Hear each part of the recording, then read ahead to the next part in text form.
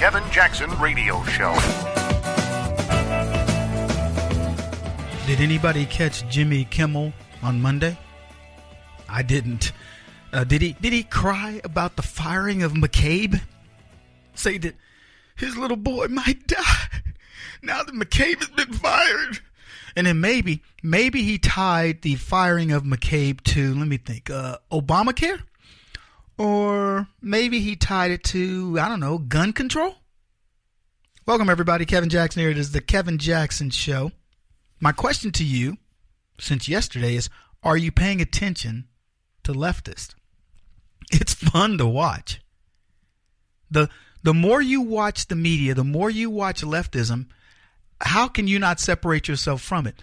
Look, do a civic duty and just ask a leftist, say, hey, you believing this Russian story? The firing of McCabe, right? That's Donald Trump's fault. Yeah, Donald Trump is the one who told McCabe, hey, listen, get some illegal money from the Clinton Foundation and give it to your wife, her campaign. He's the one that told McCabe, hey, look, when you're asked about this situation with the Clinton Foundation, lie about it. Lie about it to the press. By the way, we're going to talk a little bit later in the broadcast about McCabe and how he's gotten Comey's little, thingy in a pickle. I mean, by the way, where is the gun control narrative? Where's that kid, that Nazi? What's his name? Andrew Hogg? Where's that Nazi kid, the one that wanted to put a band around his arm as he protested gun control? Yeah, Heil Hitler. Holy cow, man. Look, folks, you're witnessing Nazism, you're witnessing Marxism, whatever, name your ism, full frontal with the left. These are people that want your rights, and they are willing to do anything about it. You want to talk about swamp operatives? I'm going to tell you about them today. Ask yourself this question. What do you think the Democrats, the leftists, the so-called progressives, the liberals, what do you think these people were willing to do to bring down Donald Trump? It's DEFCON. It's the worst DEFCON. Whether that's 1 or 4, I don't know. But it's the worst one. I think it's DEFCON 1. The Democrats they pulled out all the stops. And the only thing that went wrong was Trump won. I want you to understand how powerful you are and how powerful God is, because the only person the only entity that could have gotten Donald Trump elected is our Heavenly Father with the help of you. Well, he didn't really need your help, but you know what I'm saying. Wow. As we continue to pull back the layers on this thing, we have a scary country. You may not understand how scary it is. I'm going to show you how scary this country had become. And luckily, we're starting to just unravel it. And you look at people like John Brennan, effectively threatening the president of the United States, former CIA director under Barack Obama, threatening the president. I'll get into that. Incredible people, these leftists, man, incredibly stupid, by the way. Russians, and more Russians. Trump just issued sanctions against Russia, and yet we discuss what? Russians. Oh, and Stormy Daniels. They so want to get traction out of the Stormy Daniels thing. If only something would stick. I got a clip from MSNBC. Black dude who used to be a special ops CIA guy. I've seen him around. He's a hardcore leftist. This just goes to show you how ingrained this ideology is into our government.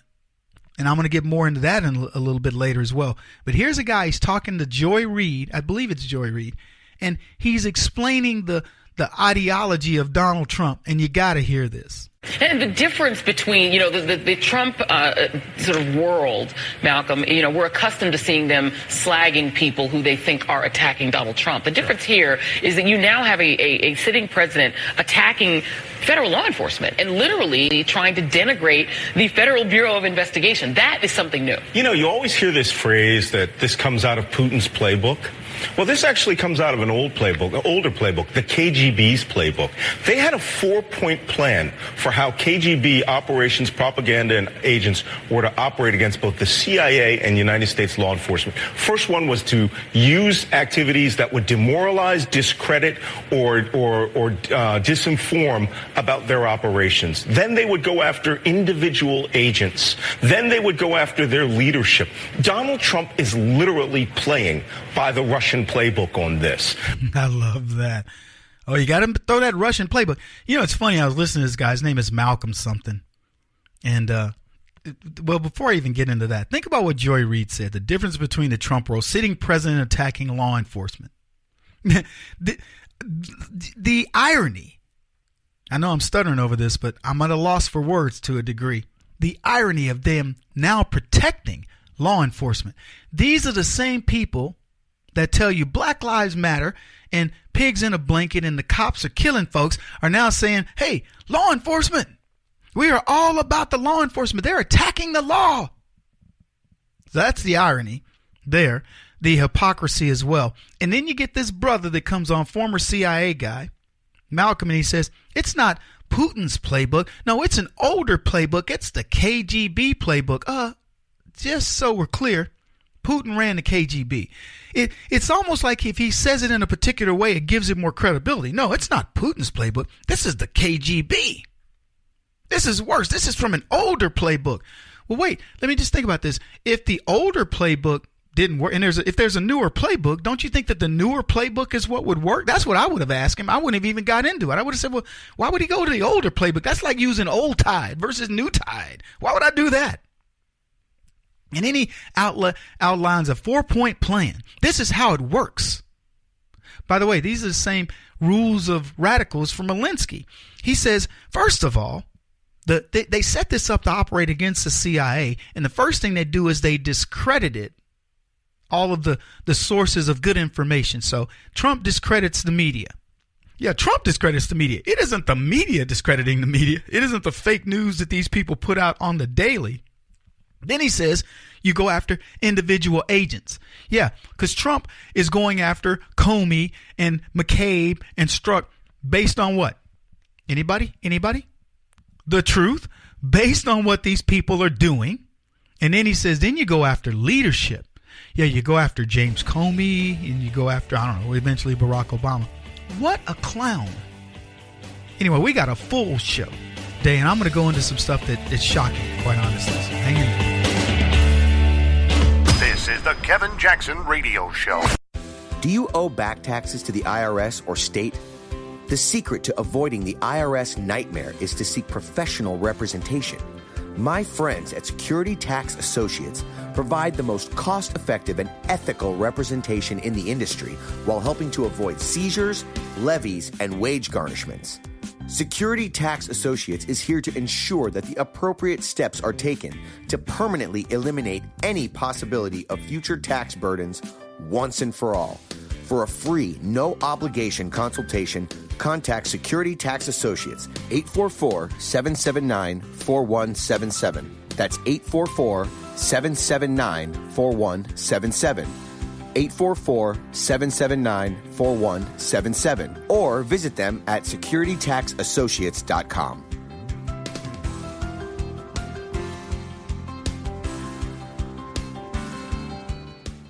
Beth Cook Moranville, author of Closer Than Your Breath, a book of hope. Hope, that wonderful, wonderful 4-letter word that you may feel completely out of.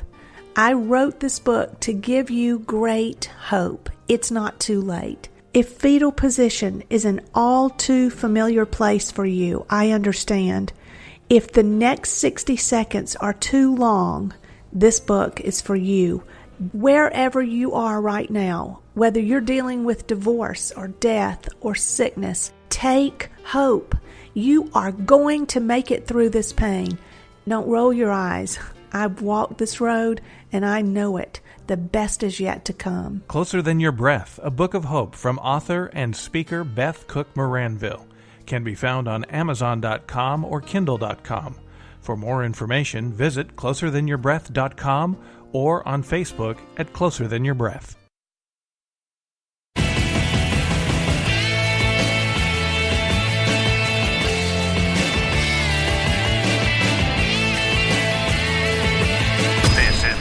Jackson Radio Show.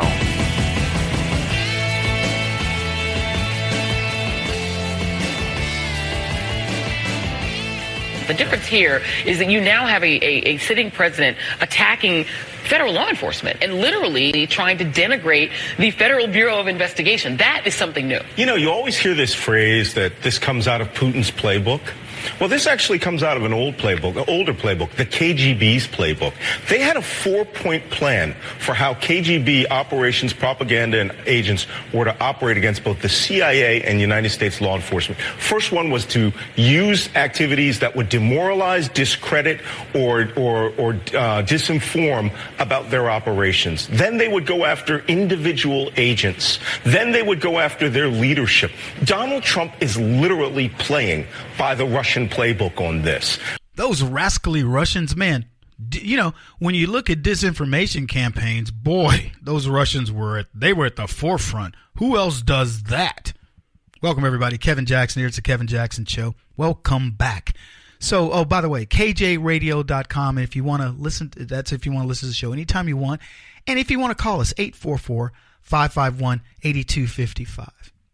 So it's the Russian playbook. Not only is Donald Trump, elected by the Russians, and you've heard about all the collusion, he's actually got Putin's playbook. No, an older playbook, the KGB playbook, right? He probably keeps it in his pocket like a Bible. Those rascally Russians, they wrote the book on clandestine activity. If there was any playbook that you don't want Donald Trump to have, it is the Russian version. The Chinese playbook, is bad, but it isn't quite as bad as the Russians. Yeah, not quite. The Cuban playbook, I don't know, you get a cigar with it. Yeah, it's a consolation prize. But the Russian playbook, no, that's the most nefarious playbook of all. Because, those Russians, they studied this stuff more than any other culture. They've been around forever. You know how the Russians are. The Russians. Pretty soon, let me tell you something, folks. You may not be able to say the word Russian. It may be the R word, okay? The N word of politics is the R word.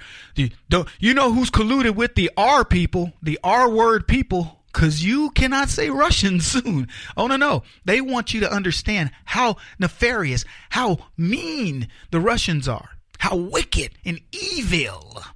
Not evil, evil the Russians are. So Putin's over there going, throwing his hands up going, what have I done? What do we do? We want to trade with everyone else like everyone else. Yeah, no. He's bad. And ironically, these communists that everybody's against, that is exactly what the left in America represent. Isn't it funny how I tell you that the left tell you who they are by who they demonize? Haven't I said this to you? I know you're out there going, that Kevin is amazing. That was some insight right there. The Russians are commies, and they will use all kinds of tricks to get what they want. You know what Russians love? You know how they infiltrated America? They used black people, and they used colleges and universities. Then they got their own operatives inside of government. I give you the Democrats.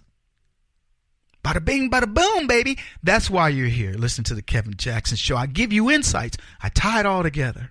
Oh, no, I'm not bragging. That's just facts, baby. They want you to demonize the very people they idolize. Go read the Russians, the Communist Manifesto, the Communist Party of America's platform. Put it next to the Democrats and show me the difference. I dare you. I'll wait. I got time. Shoot, I got nothing better to do. Ain't like I'm waiting on a paycheck. So anyway, yeah, go check it out. I'm just kidding.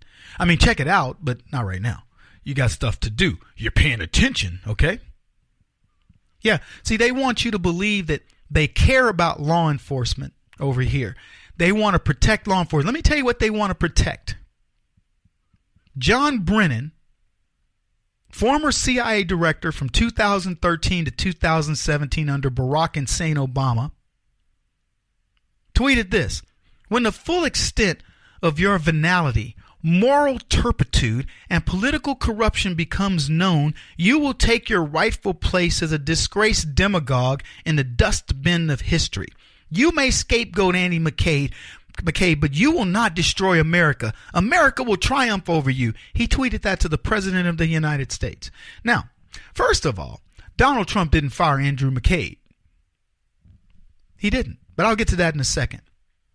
I wanted you to focus on the idea that the former CIA director of this country for the last 4 years, during the very time that we've been talking about, okay, all this period supposedly tying Donald Trump to the Russians, everything we've learned about the crooked FBI, everything we've learned about crooked Hillary, and what we're going to soon learn about crooked Barack Obama, this guy says he's the person in charge during this time of the CIA. And he essentially says America's going to triumph over the president, who he calls a disgrace, says will be a disgraced demagogue in the dustbin of history. Venality, moral turpitude, political corruption. All right? Now, an ex-ambassador by the name of Samantha Power, she warned the public not to, quote, piss off a former spy chief. By the way, Brennan, a communist, he was once a communist. And I'm just saying, this is Putin's Russia right in front of your face. They accuse us of treason. They want to impeach a president who has done everything he could to get to the bottom of this stuff. Samantha Power, now a professor at Harvard, former UN ambassador, married to Cass Sunstein, a member of the Obama administration, retweeted John Brennan's quote, his tweet. See, and Dan Bongino said this. He says, this troubled political hack was once the most powerful person, one of the more powerful people in government with access to troves of data on American citizens. Frightening. John Brennan, former communist, ties to the Islamic terrorism. I'm not exaggerating this one bit, folks. Go do your research. And this is what he tweets out. And you wonder why President Trump is questioning things? Here's what a guy named Kevin tweeted. Isn't it interesting that when Andrew McCabe gets fired for lying to federal investigators, James Comey and John Brennan quickly come to his defense? What does that say about the FBI and the CIA under their leadership? Let that sink in. Now you know why Hillary Clinton isn't in jail, isn't in prison. Patricia Dixon said this. The reason Comey, Brennan, McCabe, Powers, and Holder are speaking out is because they've gotten away with corruption for so long, they feel they're above the law. They are actually offended that they've been exposed and punished. I want you to understand, folks, how incredible it is that they would even question why we question the FBI, the CIA, the FISA courts, etc. How could we possibly question them? They've been running the government as corrupt as can be. Corruption is the way that it goes. How could you possibly question our corruption? How dare you, American people, and Donald Trump for exposing us?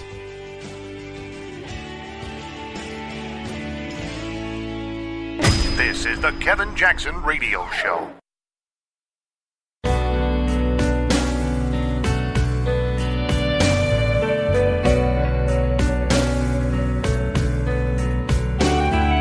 This is the Kevin Jackson Radio Show.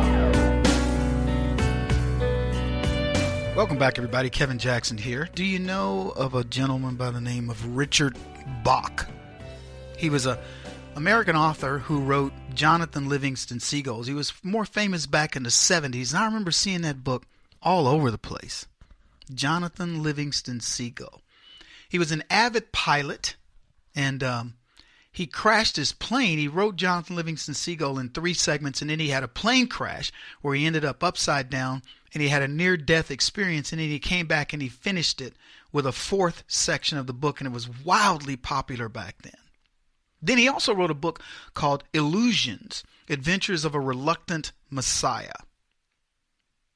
But he said this that I find very interesting and fitting today, and I put this out there for my friend Carl. It says, the mark of your ignorance is the depth of your belief in injustice and tragedy. I'm going to repeat that part. The mark of your ignorance is the depth of your belief in injustice and tragedy. he's putting something out there to the pessimist. He's saying, you know what, you can buy into that nonsense, but that's what it is. It's nonsense. But he goes on to say this, which I think is most profound. He says, what the caterpillar calls the end of the world, the master calls the butterfly.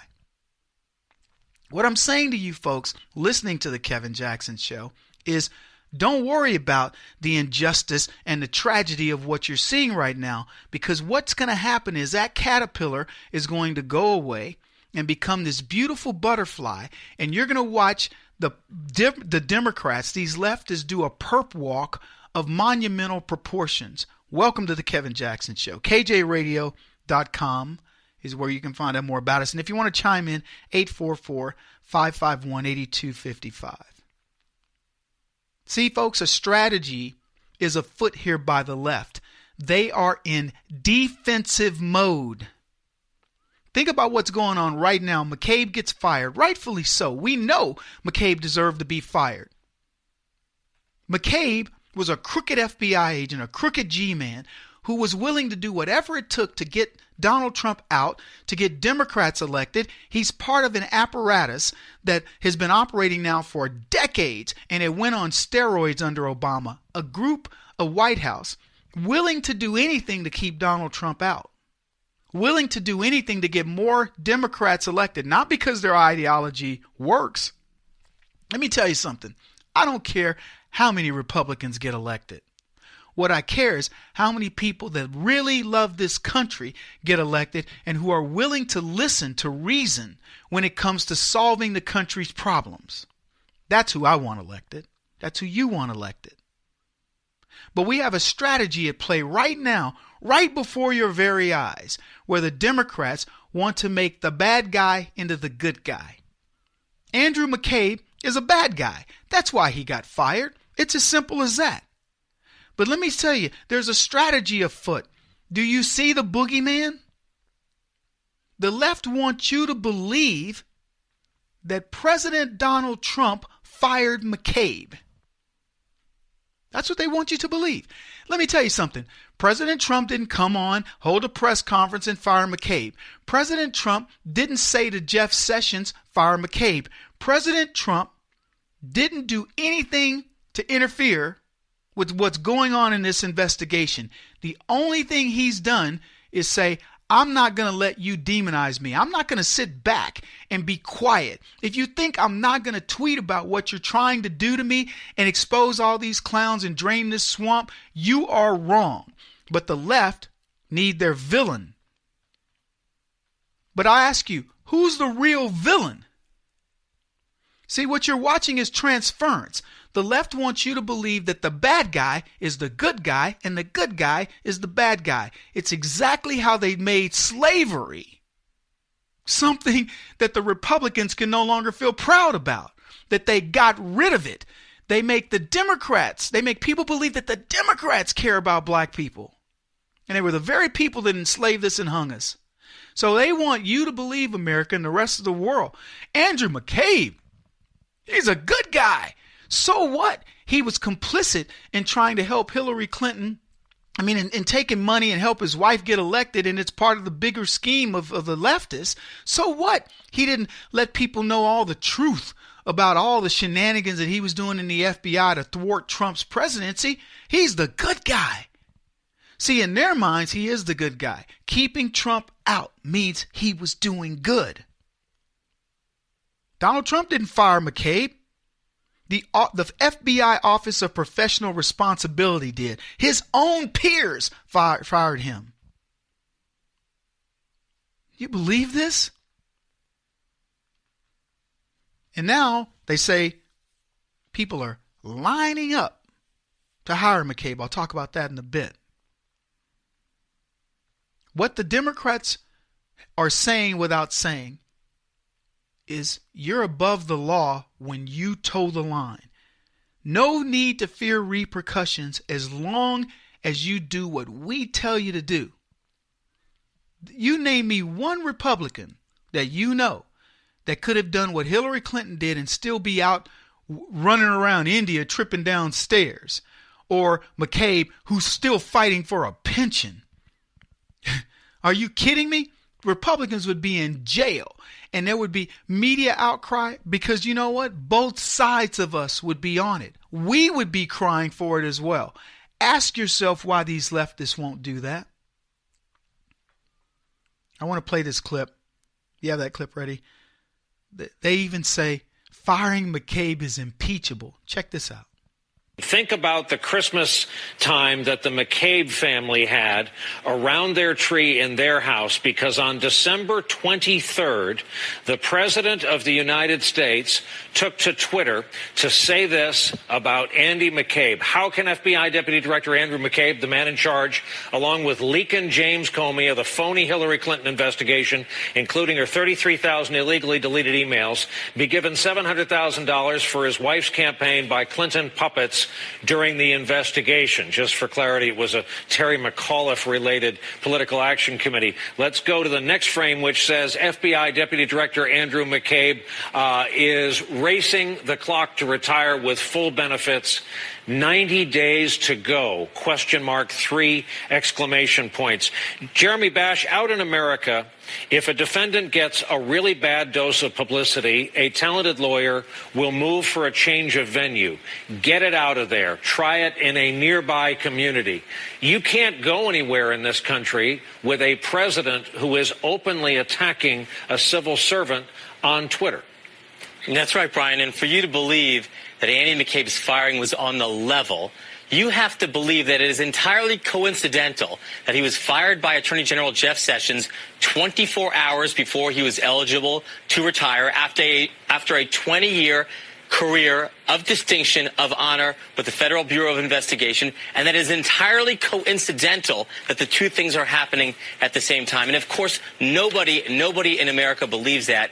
It is clear as day that the President of the United States directed the Attorney General, either implicitly or explicitly, to fire Andy McCabe, to undermine him as a witness in any upcoming proceeding in which McCabe could corroborate Jim Comey's testimony that the President of the United States obstructed justice. I want to stop this there for just a moment because there's a lot to discuss there. First of all, I love how he says either implicitly or explicitly. So when you use that terminology, either implicitly or explicitly, the president, obstructed justice. Well, no, you have to pick one. There isn't any implicit. Either he actually did it or he didn't. But look, the two choices are, hey, look, whether he did it intentionally or unintentionally, it's obstruction of justice. No, it isn't. Because if that's the case, why isn't Hillary Clinton in prison? It's funny how these people never hold themselves to the same standard. But I didn't play the first part of that, and maybe we'll play it coming into the next segment. But here's what was funny. He uses Stormy Daniels as a backdrop, and I'm just going to leave that as the teaser for the next section, the next segment, before he even introduces this. But then he introduces this as if there's some big deal with what President Trump did by doing what? He pointed out the truth about McCabe's wife's campaign. That's all Donald Trump did. He said, how is it that this guy who is obviously a Hillary Clinton supporter, whose wife has accepted $700,000 from the Clinton Foundation, how is it that he gets to be the one in charge of this thing? That's a legitimate question. Whether he asked it in an op-ed or at a press conference or whatever, I'm curious. I don't know about you. I'd be curious to know how that came to be. Then what he says is, hey, by the way, this scoundrel is trying to retire and get his full pension, and he's running against the clock. Don't you find that interesting?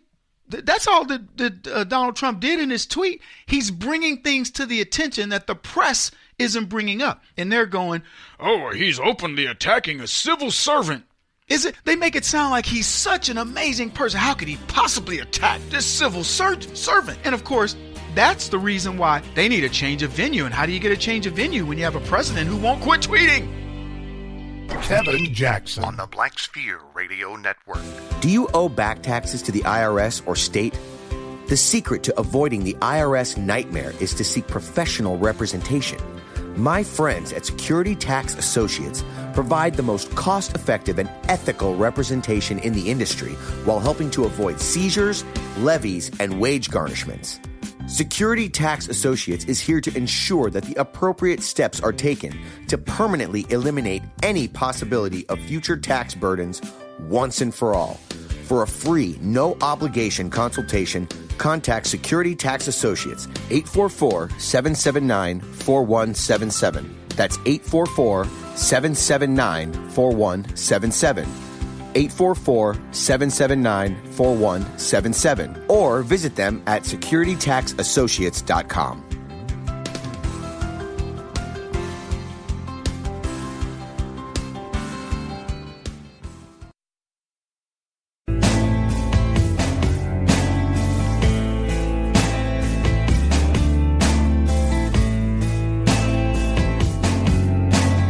Putting an end to identity politics. This is the Kevin Jackson Radio Show. Jeremy Bash, if you need any more proof that we're in differing times, the story after we conclude this is a sitting president whose lawyers are trying to get $20 million out of a porn star. So we'll put that out as the background. Before I show you this on the screen, Welcome back, everybody. That was Brian Williams introducing the last segment that I talked about, where he's going to bring up how Donald Trump could potentially be in big trouble because he's the one who set all this stuff in motion with the firing of McCabe, and and all Donald Trump did was he protected himself. See, DC is not used to people standing up for themselves. Welcome back, everybody. Kevin Jackson. It's Kevin Jackson Show. They want you to roll over. We got everybody against you. We got the media. We got the FBI, we got the CIA, we got the NSA, we got the FISA courts. We have everything stacked against you, Donald Trump. We can maneuver public opinion. We can set narratives of Russian collusion. You better roll over, baby. And Donald Trump's like, no, not rolling over. I'm going to fight you tooth and nail.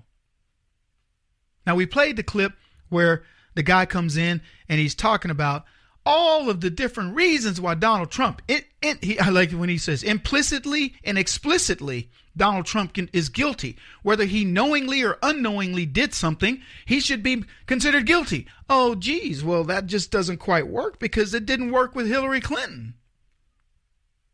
But the next guy is who I want you to hear because he's an attorney. And by the way, the MSNBC, they should be ashamed of themselves. Look, I'm for righteousness, but I promise you, I don't care whether it's Republican or Democrat. If the Republican lies and the Democrat tells the truth, I'm for the Democrat. But I will tell you this: the way they set these narratives up, Brian Williams sets up a narrative that a president who would dare defend himself against allegations of a porn star who says, Donald Trump slept with me and he knows it and he's going to admit it and he paid me off. And Donald Trump says, no, I didn't. And I'm going to sue you for $20 million for defamation. They say, look, this is the backdrop. The president, he's being heavy-handed and all this. No, look, if you're a porn star and you say Kevin Jackson slept with me and I didn't, I'm going to sue you. I'm going to protect that's what people do. But not in politics. Politics, you're supposed to just go away. When you get accused of something, sexual harassment or whatever, you're supposed to go, I don't recall that I did that 20 years ago, but I guess I did. It was a different time and all that. Listen, I'll resign since you got me. I'm not resigning. Let me tell you something. I don't know what I did 20 years ago that might have offended some woman, but I guarantee you this, there is nothing you're going to make me do that's going to make me go, oh, I'm going to resign because of that. Whatever wrongs I may have committed in the past, if I didn't say I'm sorry for it at the time, or maybe I overlooked it, if you bring it up now, I might apologize, but I ain't apologizing to the public. I'll apologize if I believe I've wronged you, I'll apologize, but I don't owe the public any type of an apology for anything, unless you are directly impacted by something I've done and it's related to you. Don't expect Kevin Jackson to be apologizing. Shoot, I'll go straight up athlete on you. Kevin Jackson don't apologize to nobody because Kevin Jackson don't do that. You can just talk to Kevin Jackson about that. I'll go third person. I ain't doing it. So Donald Trump fights back. He fights back and says McCabe needs to be looked at for his crooked dealings with the Clintons and the Clinton Foundation. McCabe knows he's guilty. He's done all these illegal activities, and he's trying to get a pension. How dare him? That's protecting us, the taxpayer. And they say, he's attacking a civil servant. I love how they do. He's a civil servant. He's an orphan. Oh, he's attacking a widow. You're supposed to be outraged by this. How dare he attack the FBI and law enforcement? These people they're the creme de la creme. They're the best among us. No, they're not. I wish them to be, but they're not. I want to play the rest of this clip so you can hear this other guy use the I word. Danny Cevallos, of course, it's McCabe and not Trump who knows and has worked with Comey. It's McCabe and not Trump who knows and is worked with Mueller, who also knows the quality of his work product. If you're Mueller and the 16 or so co-counsels on Mueller's team, how are you looking at this tonight? There are a lot of implications from a firing like this. As in every situation like this, you have to think about obstruction of justice just off the bat.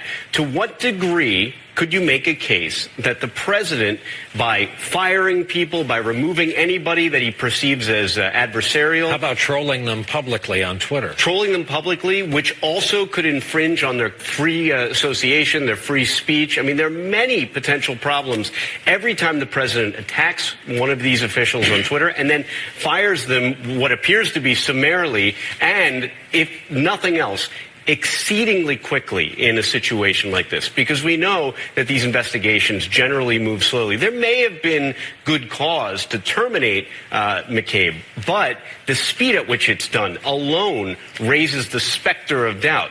Obstruction, even if it's not a criminal action, is always an impeachable offense.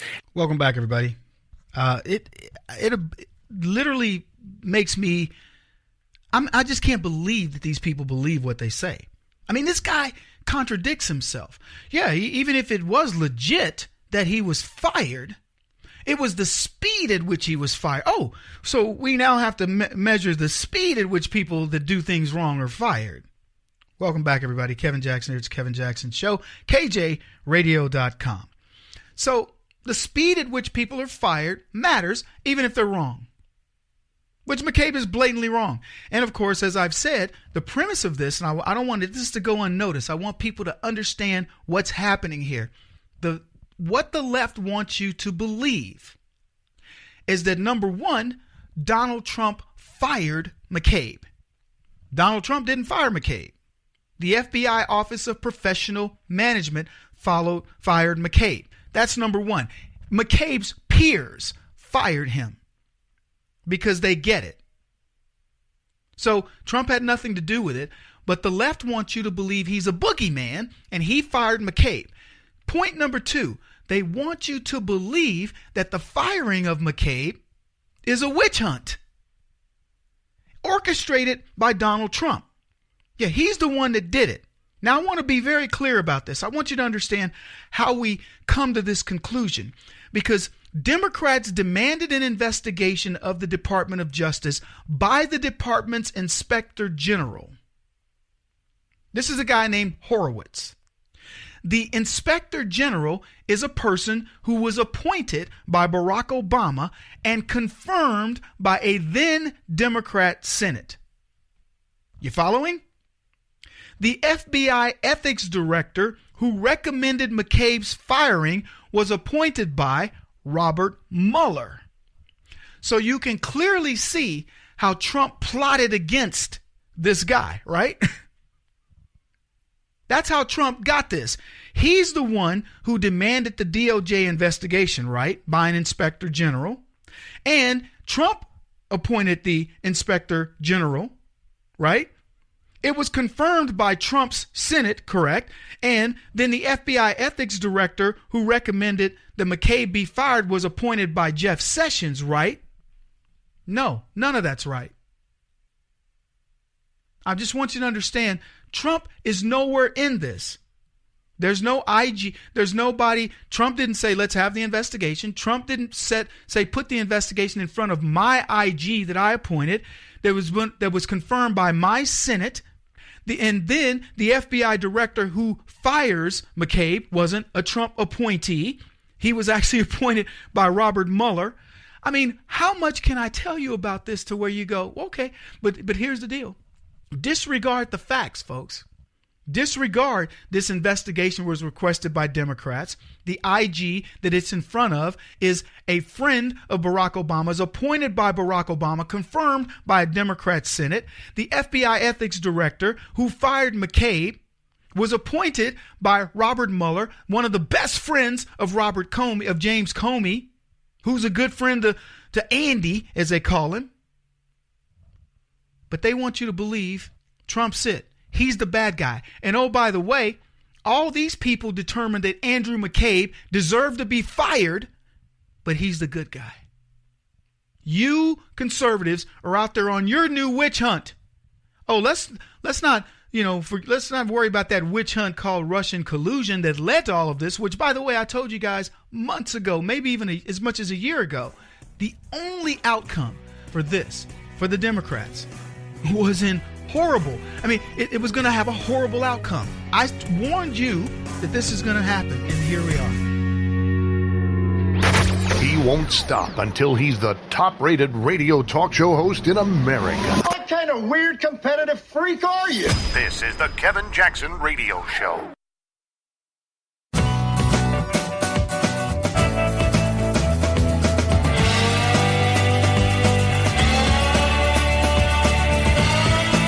This is the Kevin Jackson Radio Show. H.L. Mencken said that democracy is a pathetic belief in the collective wisdom of individual ignorance, and he couldn't be more right. Welcome, everybody.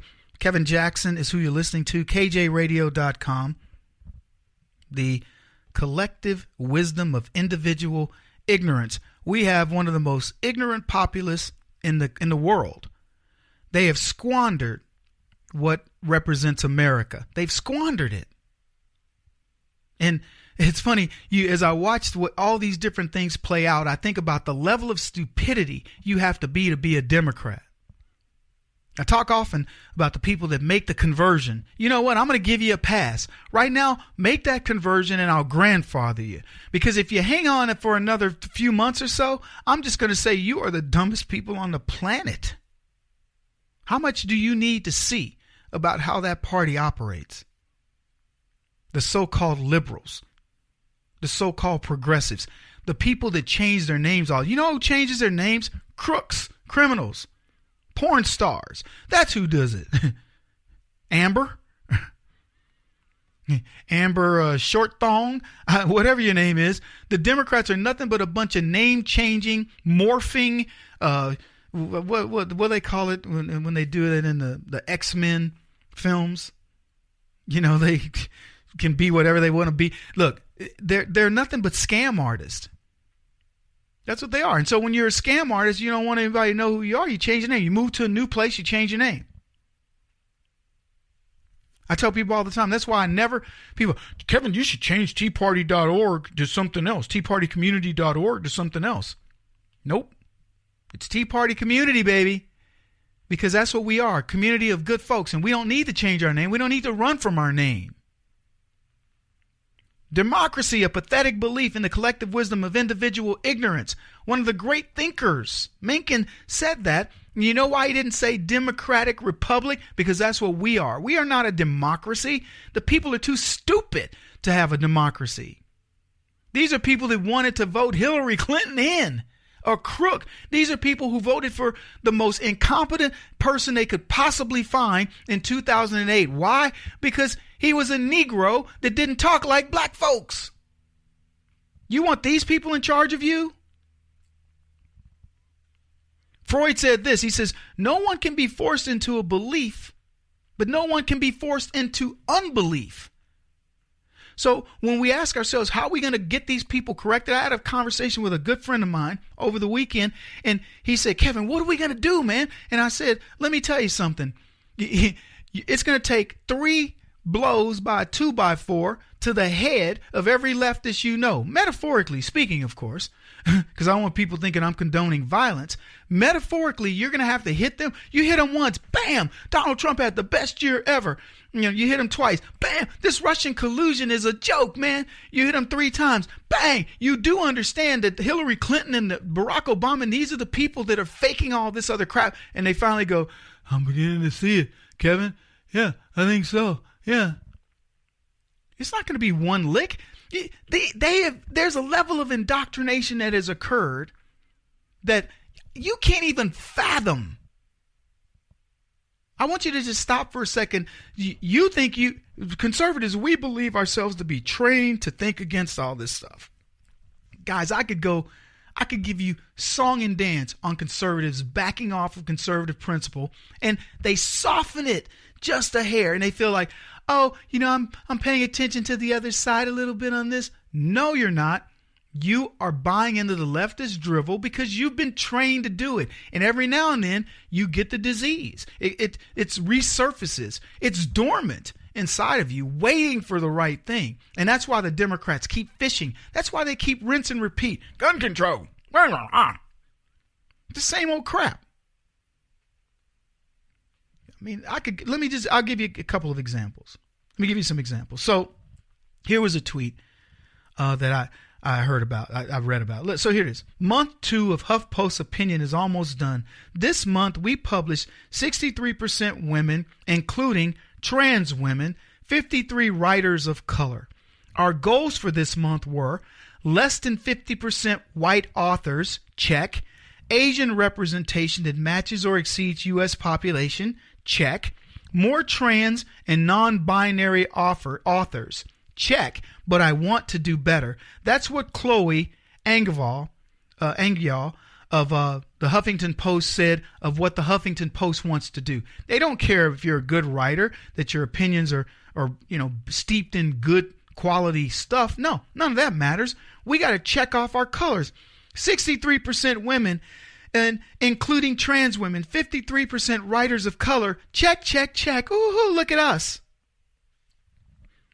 Unbelievable. Let me give you something else here. Red Nation Rising. Chuck Schumer has weaponized Senate procedure by forcing 79 cloture votes on Trump nominees, compared with 17 such slowdown votes in the past 4 administrations.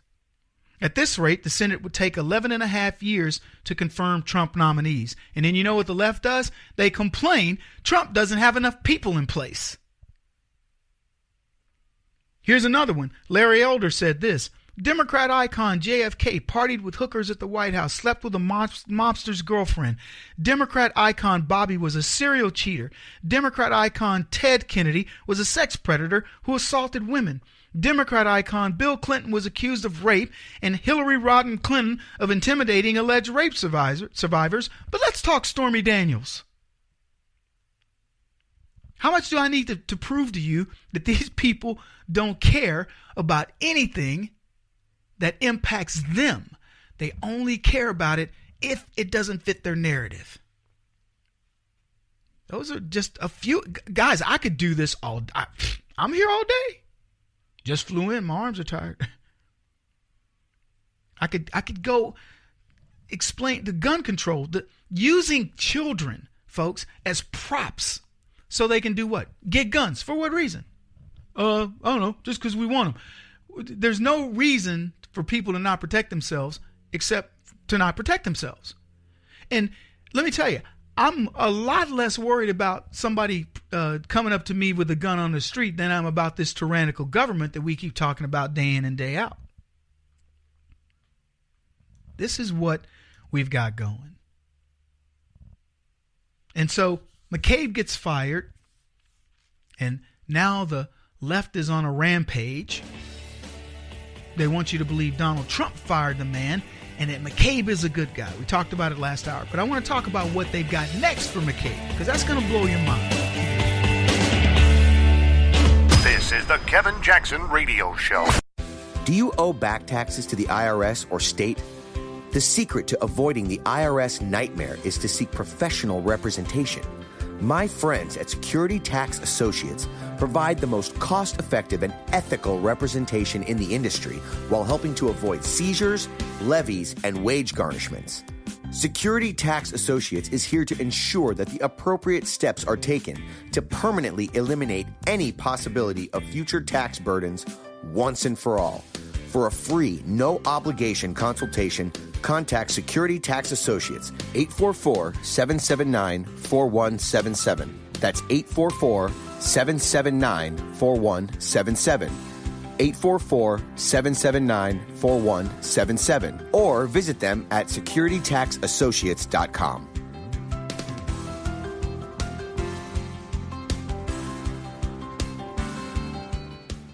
Beth Cook Moranville, author of Closer Than Your Breath, a book of hope. Hope, that wonderful, wonderful four-letter word that you may feel completely out of. I wrote this book to give you great hope. It's not too late. If fetal position is an all too familiar place for you, I understand. If the next 60 seconds are too long, this book is for you. Wherever you are right now, whether you're dealing with divorce or death or sickness, take hope. You are going to make it through this pain. Don't roll your eyes. I've walked this road and I know it. The best is yet to come. Closer Than Your Breath, a book of hope from author and speaker Beth Cook Moranville, can be found on Amazon.com or Kindle.com. For more information, visit closerthanyourBreath.com or on Facebook at Closer Than Your Breath.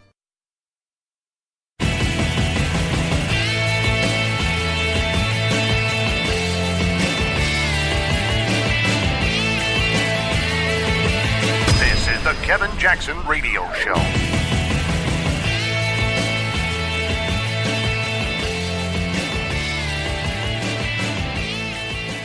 Here's a little factoid for you. Gun crime offences in London surged by 42% in the last year, according to official statistics. Welcome, everybody. Kevin Jackson here. It's a Kevin Jackson Show. Those are not my statistics. That is from the BBC in London. Yeah, different accents, right? Yeah, I'm mixing up my British accents. See, there's this crazy British accent that's like this, they talk like this here. And then there's the highbrow British accent that Americans tend to use, which is more of an enunciation than anything. And then there's that Piers Morgan one. I can't do it. Yeah, gun crime offenses in London surged in the last year. 42% surge. The Met's police figures show that there were 2,544 gun crime offenses from April of 2016 to April of 2017, compared with 1,793 offenses from 2015 to 2016. So it's escalating. Now look, it doesn't seem like a big deal. There's 2,500? Come on now, 2,500 gun offenses. That occurs in Chicago like in a week. Right? But if it were to continue to grow at that rate, not to get all mathematical on you, but it wouldn't take very long for there to be tens of thousands of gun offenses. And the real question is this: what's spurring a 42% increase year over year?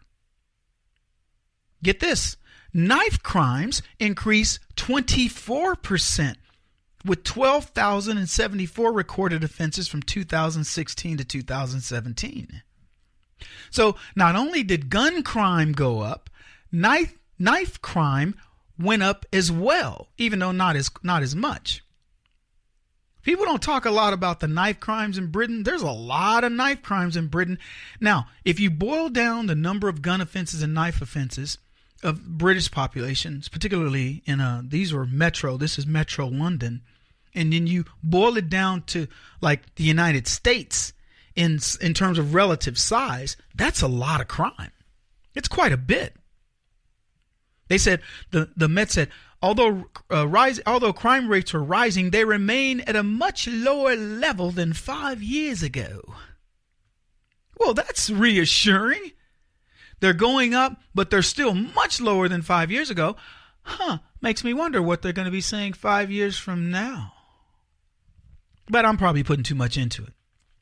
Scotland Yard registered annual rises across a number of serious offense categories in the past 12 months, following several years of falls. Here's what's funny.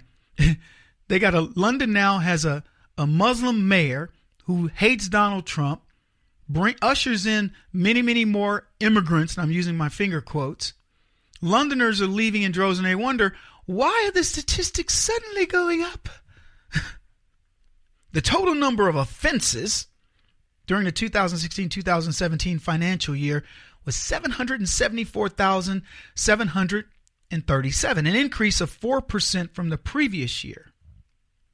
So just under 800,000. It was under 750,000 the year before, but certainly ticking up. Knife crime offenses that resulted in an injury also increased by 21%. So they break them out. Knife crime offenses and the ones that have, injury. The force said robbery offenses, which increased 12% year on year, were about half the level of 2006 to 2007. I love how statistically when things don't go the left's way, because British is leftist. They're leftist. When things don't go their way, they refer back to a bad year. Oh, this is nothing like 2006 and 2007. Yeah, whoa, that was a bad year. So what? People are dying, getting knifed to death. Gun increases are going up. Rape and all these other things are happening. That 2006, 2007, if we reflect back on that, if we compare it to that, they don't say, if we could just save one life. They don't go that route with that. And that leads me into Teen Walkout Day. And I know it's been out of the news because we got all kinds of better stuff going on, right? We got fired McCabe and the Russian collusion and porn stars that want to sue Trump and him countersuing and all that. We got a lot of stuff. But here's what you didn't hear about Teen Walkout Day, where they were saying, hey, hey, ho, ho, Western civilization has to go. That was heard around not all of them, but a bunch of colleges and universities on the day of Teen Walkout. And it makes you wonder, why are you sending your kids to college? Again, do I really need to go there with you? Here was another one. Teens in Chicago who participated in National Walkout started a riot and destroyed a local Walmart. No, I know. It was the guns. Yeah, it was the guns that did it. It wasn't, the fact that these teens are bad. They're miscreants that don't have parents that care about them. And society says, no, do what you want to do. What did she say in Baltimore? Look, y'all gonna destroy. And when you get it out your system, then we'll figure out what we want to do with these mean cops. Yeah, they're the ones that are in trouble. Yeah, it's not a behavior problem. It's a gun problem. Because I know whenever I get mad, I'm going to go to the nearest place and I'm going to ride. I'm going to ride in my Starbucks later on this evening. Don't tell nobody. Don't tell nobody. Yeah. Folks, we've allowed this crazy world to develop. I don't want to keep blaming us because you know what? Here's the thing. We got solutions. The solution is you call them out. Call them out.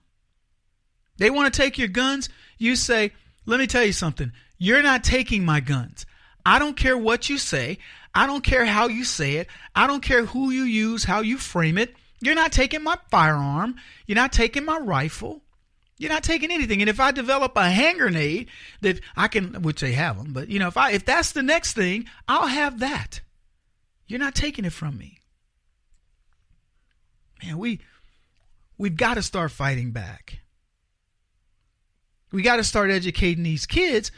And look, I'm not going to tell you that they've gone through the system. It's going to take a while. I said earlier, you got to, it's going to take quite a few blows before the left go, okay, oh. It's not one blow that's going to do it. One blow, and they say, you're a bully. The second one, they're like, oh, I'm calling my lawyer. And when you knock the phone out of their hand as you're, hitting them in the jaw, then they finally go, okay, I get it. You got to make them get it. You have to make them understand that you're serious about this, that this is no joke to you. Kids as props. That's all they did. They propped these kids up. They want these kids to believe to believe a lie. This is Michael Brown Jr., essentially to make the teen kids believe in a lie. Hands up, don't shoot. That's the equivalent. They want to build some new industry around this, and they can't do it with the adults anymore because these are people now that are getting their sanity. They voted Hillary out. They voted against Obama's policies. I'm going to get into this a lot deeper here in the next bit. But that's what you're fighting against.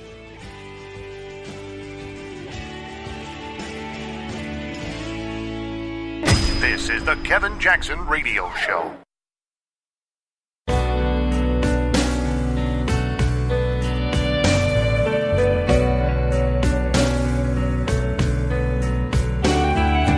This is the Kevin Jackson Radio Show. All right, everybody. Why teach kids about guns, huh? If the left told the truth about guns, the gun control discussion would end immediately. It's true. It's not what I want to talk about this segment because I want to get into some stuff about Barack Obama and what the Democrats were willing to do in order to keep us from being where we are right now, which is bringing sanity back to politics. But I do want you to understand the game that's being played. The left does not want people to know the truth, whether it's about guns, immigration, Muslim terrorism, tax policy, you name it. They don't want you to know the truth. If you know the truth, you would never, ever in your wildest dreams side with them on anything. And so when they do get you into that system, they force you to stay into it. You must believe guns are bad, or you won't get that job. You won't get tenure. You will be ostracized in their community. Ask any leftist. Every one of them has a situation where they went against the grain, and either they left or they stayed and they kept their mouth shut. They are a complete culture of cowards. That's what they are. Wouldn't stand up to look. I've been around conservatives, and we'll talk, and somebody will say something that I disagree. Like I forget, the exact circumstances, but I remember just recently being around something I disagreed, and I was like, I don't agree with that. And the person kind of went, and we changed this. He changed the subject, but what I wanted him to understand is what you just said, I don't agree with. You can like me, not like me, but I'm going to give you my opinion. I'm no chump. I'm no PB. I'll leave it at that. You'll figure it out. I'm not going to let you say something that I disagree with, and then I just go along to get along. Not going to happen. I got confronted by a guy. We were having a Twitter battle. He calls himself a conservative, but he's an anti-Trumper. He sees me at CPAC. And and we've been friendly up to that point, but I'd see him on Twitter and I just went after him like, you're a moron. You're buying into this leftist drivel. And I would challenge all of his tweets that were anti-Trump. Some of the things he tweeted, I completely ignored because they were correct. But the things where he was wrong, I didn't. He sees me at CPAC. He's like, man, hey, you're battling with me on Twitter. I said, get your stuff right and we won't battle on Twitter. Well, I just don't think we should be going after each other. I said, I completely agree. But when you say things that are wrong, I will go after you. End of story. Have a nice day. We can be conservatives. I don't have to agree with you in lockstep. By the way, you don't have to agree with me either. You can go to kjradio.com, send me a note, or you can call 844-551-8255. And if you really don't disagree, I'll have you on the show. And then if you want to bring some friends, if you have a friend, Kevin, I got a friend, then invite your friend. If your friend or whomever, acquaintance, if you know somebody that thinks they know it all, bring them here. I will put them on. I will debate them. We will not clip one word or anything from what they say. You will hear it in its entirety. And I'll be very respectful for as long as they are. If they're not respectful, I won't be respectful. But if they're respectful, I'll be respectful. And I'm just going to ask questions. I'll just be like, okay, well, let's just pretend I agree with you. Now, what about this? And what about that? And here's what I'll do. I'll make it fun for everybody. We'll play 20 questions. And I can guarantee you within 10 questions, whoever you bring on, me asking them 10 questions on whatever topic they want, I will spin them into the death spiral, and they will probably be mad. But they will either have to change their mind or admit they can't defend their point. And I won't make a statement. I'll only frame what I say in questions. Now that's pretty bold. That's about as easy as I can make it on somebody. I'm going to ask you questions, non-offensive questions, questions about what your policies stand for, and things that you may or may not know about things. And we'll keep count. Somebody will ding, 1, ding, 2, ding, 3. And I'm going to do 20 questions, but within 10, it won't even take me 10. Most of them are spinning. So there you go. 844-551-8255. Bring them on. Germany gave up their guns. 6 million Jews died. How many ways do guns save lives in America? Millions of times a year. Many, many more times than a gun is used in any type of an act of violence where the person, and what I mean is wrongly used. Cops shoot somebody or accidental shooting or whatever. Guns save more lives and protect more people than the left will ever admit. They will not tell you this. They won't tell you that, nor will they tell you that these kids that marched in this March for Life were forced. Some of them were forced to participate. One of the guys, a friend of mine on Twitter, said, did students protest when Steve Scalise was shot? Did students protest when Kate Steinle was shot? Did students protest when 8 people were mowed over in New York City by a terrorist driving a Home Depot truck? Students are protesting because the media and Democrats use them as puppets. That's why. And that is the truth of the matter. But that's not what I want to talk about. I want to talk about bringing the Democrats down. And my question to you is this. What would it take to bring the entirety of the Democrats down? It's a one-word answer. Trump. See, it's that reason Trump was not supposed to win at all costs. And National Review wrote an article about Russian collusion and the real story behind Hillary Clinton, the DNC, the FBI, and the media. And they said this: Barack Obama keeps a close watch on his emotions. I love Spock, he wrote in February of 2015 in a presidential statement eulogizing Leonard Nimoy. Growing up in Hawaii, the young man who would later be called No Drama Obama felt a special affinity for the Vulcan first officer of the USS Enterprise. Long before being nerdy was cool, there was Leonard Nimoy. The eulogy continued. Leonard was Spock. Cool, logical, big-eared, level-headed. Now, what's funny about this, Barack Obama doesn't like his big ears, but he knows he has them. So he was trying to describe himself. Cool, logical, big-eared, level-headed. That's what he thinks of himself. The article continues, it's a rare occasion when Obama lets his Spock mask slip. But November 2nd of 2016 was just such a moment. 6 days before the presidential election, when addressing the Congressional Black Circus, they said caucus, he stressed that the Republican candidate, Donald Trump, threatened hard-won achievements of blacks. Tolerance, justice, good schools, and ending mass incarceration, even democracy itself. Now let me ask you this. I'm going to stop for a second. Do you believe for 1 second that blacks in America are tolerant and just, part of good schools, and not massively incarcerated? Because let me tell you something. If any of those things were ruined in the 8 years of Barack Obama's presidency, blacks became less tolerant. Blacks are one of the most injustice. They prefer injustice over justice more than anybody. We still have the worst schools and we have mass incarceration. But he goes on to say this. There's one candidate who will advance all those things. Voice swelling with emotion, they said. And there's another candidate whose defining principle, the central theme of his candidacy, is opposition to all that we've done. That's what Barack Obama said. Now they go on. The open display of emotion was new, but the theme of safeguarding his legacy was not. 2 months earlier, on July 5th in Charlotte, North Carolina, Obama delivered his first stump speech for Hillary Clinton. He described his presidency as a leg in a relay race.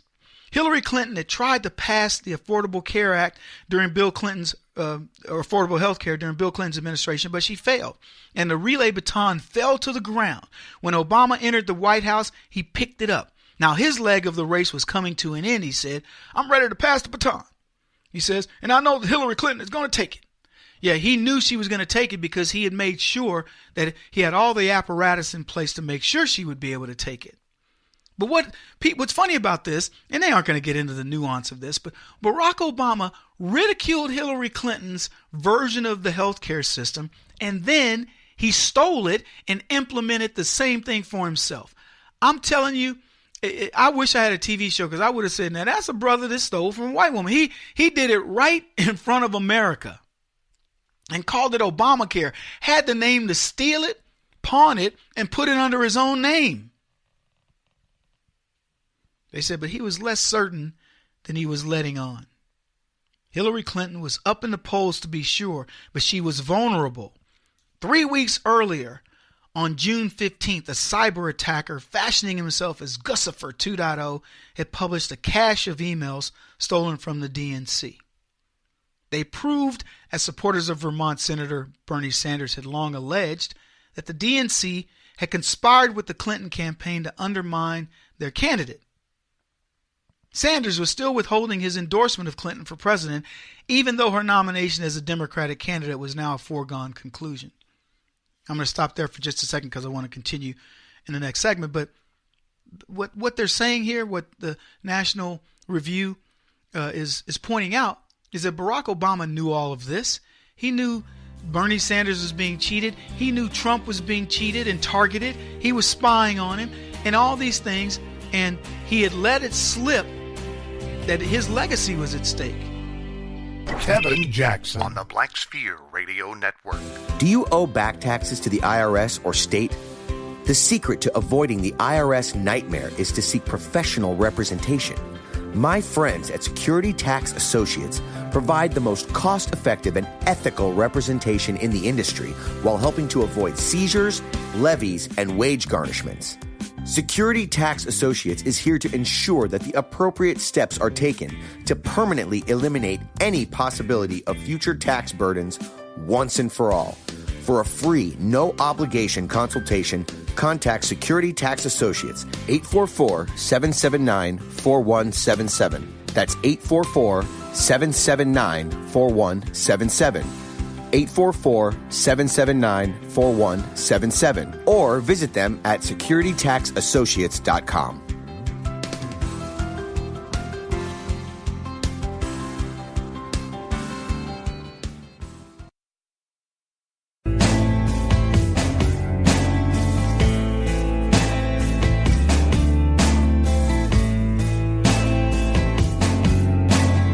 Putting an end to identity politics. This is the Kevin Jackson Radio Show. No Trump at all cost.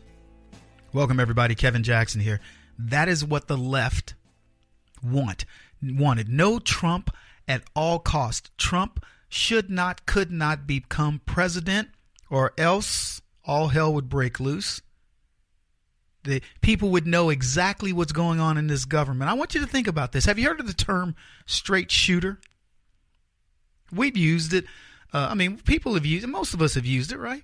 Straight. Oh, yeah, he's a straight shooter. Meaning, if that guy tells you something, you can pretty much believe it. And we get, you hear that and you go, somebody says, oh, he's a straight shooter. You go, okay. He is. Well, that's what's been said of Brennan, former CIA director. That's what's been said of James Clapper, a guy who has knowingly lied to you. And by the way, he's going to get away with a lie because of the statute of limitations running out for 5 years. Just do your research. You'll see what I'm talking about. James Comey was declared a straight shooter. I think somebody said he's the most honest guy in D.C. Robert Mueller has been called a straight shooter by multiple people. And there are many others that D.C., the politicos, the media have called straight shooters above and beyond reproach. And they are now all embroiled in a conspiracy to keep Donald Trump from becoming president. Every one of them. It's a snake pit. I want you to think about everything it has taken for us to get to this point in history where the biggest scandal, this is undoubtedly the biggest political scandal in American history.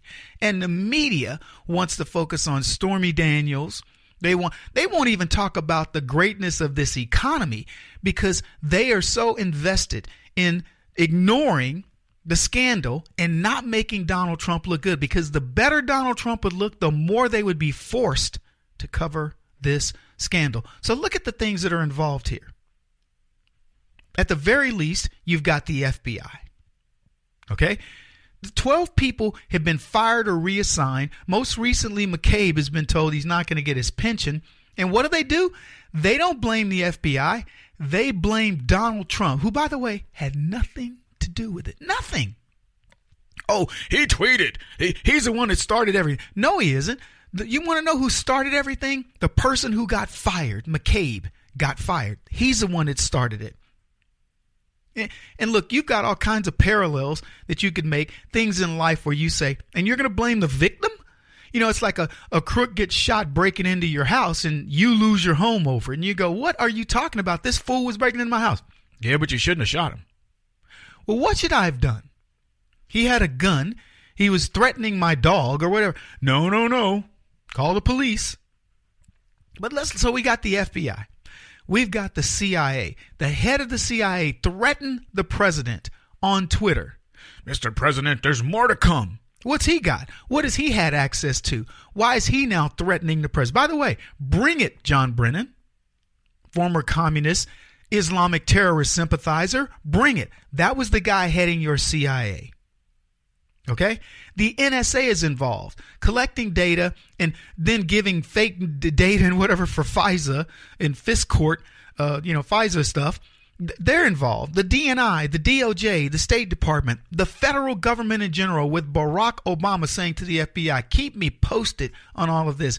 Can you even imagine in your wildest dreams this scenario? Hollywood couldn't make up a movie that is more intriguing and, quite frankly, the biggest scandal in American history.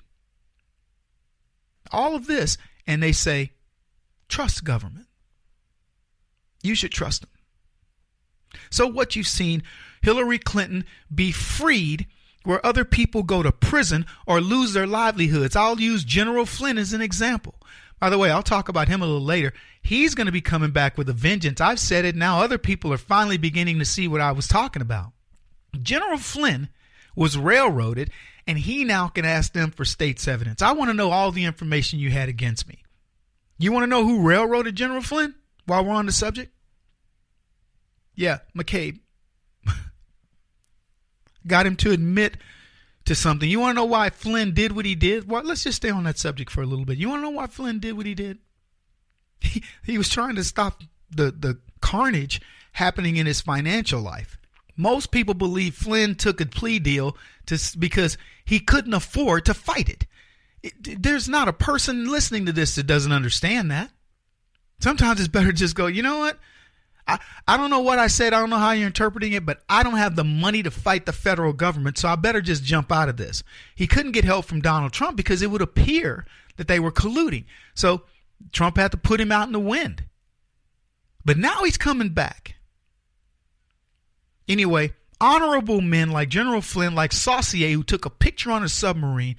Flynn loses his livelihood. Saucier goes to prison. Hillary Clinton has done far more egregious stuff. Nothing. Huma Abedin, nothing. Valerie Jarrett, Barack Obama, they've all known about all this stuff. The lawyers for Hillary Clinton and on down the line, they've all exchanged and done far worse than anything Flynn or Saucier have done, and not a single thing has happened to him. Now I'll go back to this article. Hillary Clinton was expected to be the person to dethrone, to keep Trump out, and they did everything they could. And this writer writes this: at the very moment when Clinton had expected the Democrat Party to unite behind her, its deepest chasm seemed to be growing wider. In contrast to Clinton, Obama held some sway over Sanders' insurgents. He came to Charlotte and urged them to support Clinton against their shared enemy, the presumptive nominee Trump, obviously. The insurgency was not the only Clinton vulnerability on Obama's mind. He had come to Charlotte in addition to deflect attention from the news conference that James Comey, the director of the FBI, had held that morning in D.C. The investigation into Clinton's email server was complete, Comey announced. The FBI would recommend no criminal charges. That was the honey. But Comey administered it with a dose of vinegar. He dwelled on Clinton's mishandling, blah, blah, blah. I don't need to run you back through that, but here's the point. They had to take the good with the bad. It was either let us know that Clinton was indeed guilty and should go to prison, or make Comey the scapegoat. So believe it or not, no matter what these people write, this was orchestrated. Look, I can't just let you go. It's going to be too obvious. So I'll build it up and then I'll say, but we found no intent. Now, go back and look at what Flynn did. Go back and look at what Saucier did and a host of other people who are in prison for the same reasons. And I hope Donald Trump pardons them all. He pardoned Saucier. But go back and look at what they did and talk to me about intent. Now, but here's what they go on to say. From the perspective of the voters, Clinton's twin email travails, the hack of the DNC and the investigation into her server, were two faces of a single problem. Call it Clinton Inc.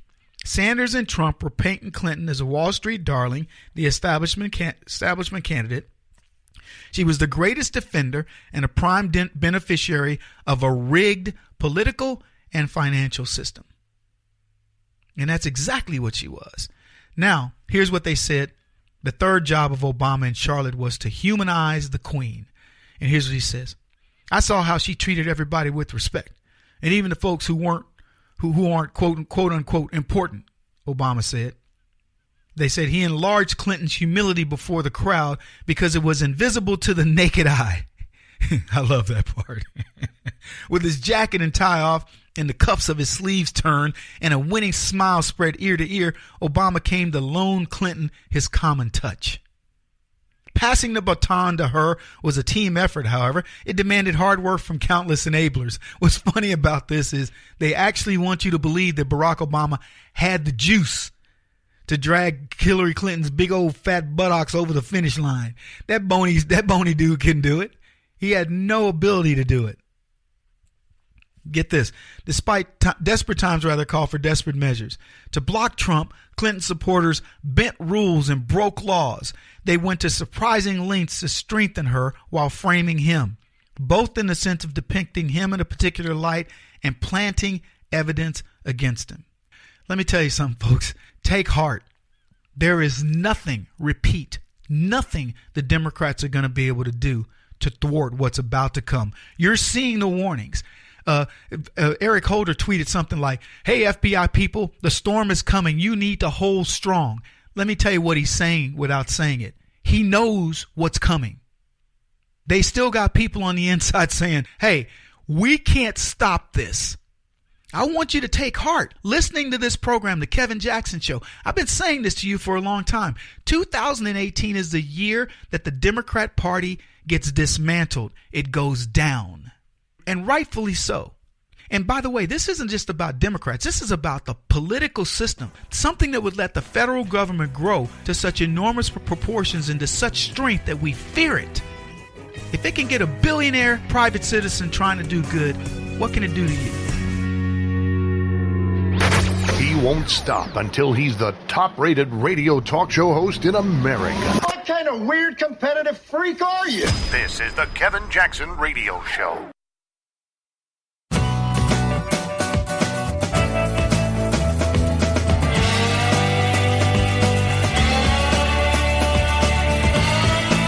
This is the Kevin Jackson Radio Show. Al Sharpton and the Black Panthers are going to protest the president. You see why I said Panthers? Yeah. You're going to protest the president for no reason other than their masters told them to do it. Welcome to the Kevin Jackson Show, where I have no masters. That's right. KJRadio.com, 844-551-8255. Yeah. Black folks got to get all riled up. See, they got nothing to be riled up about. Black people are more employed than ever before. Black people, able to play the lotto. You know what I mean? Black people are doing great today. Got two black kids back from China. Oh, by the way, Donald Trump did something with HSBUs. Oh, you know what he did? He forgave the debt of HSBUs. That's historically black colleges and universities.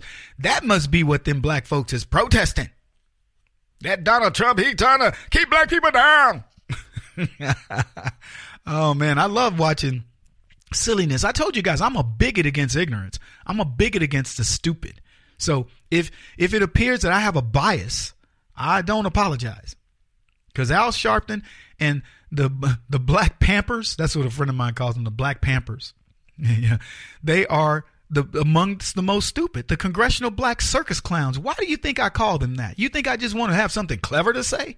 That's what it is not the Congressional Black Caucus. First of all, why do you need a Black Caucus?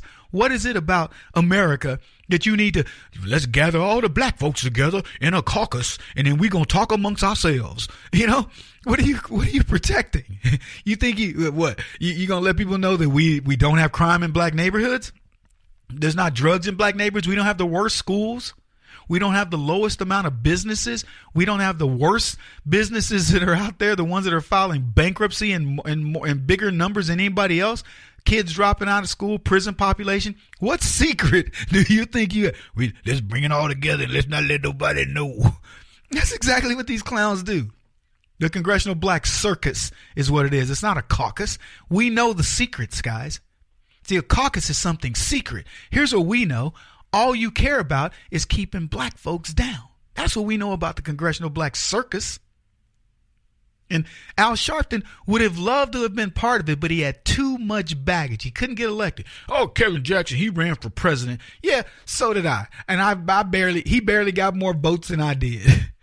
I'm just saying, I didn't run for president, for those that are wondering. What I'm saying is, in not running for president, I dang near got as many votes as Al Sharpton. In fact, let's take a poll.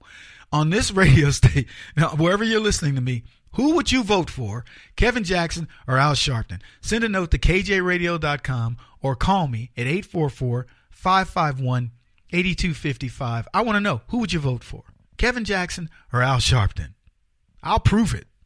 I could have beat that clown. So, but these people out there, oh, we're going to march on something. What? And by the way, protecting Farrakhan. Now, let me just say this. Farrakhan is right on so many levels. I know you're going, Kevin, what are you talking about? You losing your mind? No. Farrakhan is right about the emasculation of men. He is right about the prison industrial complex of black men in particular. He's right about the destruction of the family by the devil. In this case, the white Democrat devil. He won't call him that, but that's who he's really talking about, those white Democrat devils. You white people are the salt of the earth. The white people across the aisle, they are the devil. That's who Farrakhan's talking about. But then Farrakhan goes too far. He talks about the Jews and how bad the Jews are. Look, here's the deal. Secular Jews that run Hollywood, they are demons. They're bad people. They don't care what they put out. They want to make a buck. They might as well be putting out porn. Why don't you just become Larry Flynn or Bob Guccione or what's the dude on Playboy? Hugh Hefner. Why don't you go be one of them? Because that's the smut they put out. But that doesn't condemn all the Jews. There are many beautiful Jewish people in the world. And I will tell you this, I'll go down to my dying breath defending Jews. But I won't defend these secular Jews. So if Farrakhan made a distinction, he might be okay. But he just is a Jew hater. He doesn't care, even though he knows that there are many Jewish people who are biblically, yoked. They are the salt of the earth. He won't make that distinction. See, I will make that distinction. If you got good people and bad people, I'll make the distinction. I'm happy to do it. But I'm not going to condemn everybody. Muslims are a perfect example. I don't care if you're Muslim. I don't care if you Arab and Muslim. Arabs, I don't have any problem with at all. They're just a group of people. Congratulations, you're from Arabia. All right. And if you happen to be Muslim and you practice that so-called religion, I don't even care about that. There are people, the Amish, I find them strange. Okay. But I don't condemn. In fact, I think the Amish are pretty cool. If I wanted to build a barn, I would befriend the Amish. Okay. But when it comes to Muslims, they have rampant terror, and they don't seem to really care. The so-called moderates don't seem to really care. If there's so many more moderate Muslims who are mad at these ones that are doing jihad, you would think it would be easy to find them, because it would be people going, hey, Ahmed over there, he's a bad guy. Go get him. He builds bombs. I know where they are in his house. I've played bid whist with him. Ate fried chicken. I know where it is. Because that's what I'd be doing if it was people, let's say it's the black community, doing crazy stuff. I would be the dude going, hey, you better check old Leroy because he's doing something over there. But no. So just back to the whole thing. Leftists, this is who they are. This is who black leftists are. Al Sharpton, the Black Panthers. They want to protest a man who's actually helping black people. That should give you everything you need to know. Donald Trump bails out the historically black colleges and universities, gets 2 black thugs back from China, okay? Lowest unemployment rate for blacks in the history of keeping up with unemployment, and on and on and on. And I'm just saying, whatever's lifting the ocean, the tide rather, or the you know what I'm talking about, but the ocean for other boats is lifting it for blacks disproportionately in a good way. And these people want to protest him. Why? Because that's what Sharpton does. That's who he is. He's been told to do it. That's how he gets his funding. Is he must do it. I guarantee you there are times Sharpton gets up in the morning and says, it's not really my cause and everything, but the check cash.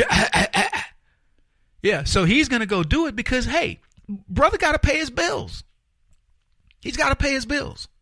He doesn't believe it, but he's died in the wool now. He's made a deal with the devil. I saw a thing from Lynch saying, it was an email they got from WikiLeaks saying, hey, we got to kowtow to Soros. Can you imagine somebody saying, we got to kowtow to Soros? I'm going to get it out. In order for political survival. This is the Kevin Jackson Radio Show. Do you owe back taxes to the IRS or state? The secret to avoiding the IRS nightmare is to seek professional representation. My friends at Security Tax Associates provide the most cost-effective and ethical representation in the industry while helping to avoid seizures, levies, and wage garnishments. Security Tax Associates is here to ensure that the appropriate steps are taken to permanently eliminate any possibility of future tax burdens once and for all. For a free, no-obligation consultation, contact Security Tax Associates, 844-779-4177. That's 844-779-4177. 844-779-4177. Or visit them at securitytaxassociates.com.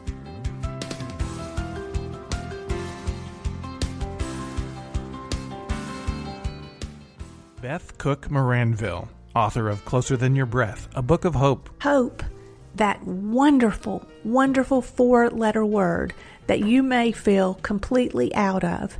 I wrote this book to give you great hope. It's not too late. If fetal position is an all too familiar place for you, I understand. If the next 60 seconds are too long, this book is for you. Wherever you are right now, whether you're dealing with divorce or death or sickness, take hope. You are going to make it through this pain. Don't roll your eyes. I've walked this road and I know it. The best is yet to come. Closer Than Your Breath, a book of hope from author and speaker Beth Cook Moranville, can be found on Amazon.com or Kindle.com. For more information, visit closerthanyourBreath.com or on Facebook at Closer Than Your Breath.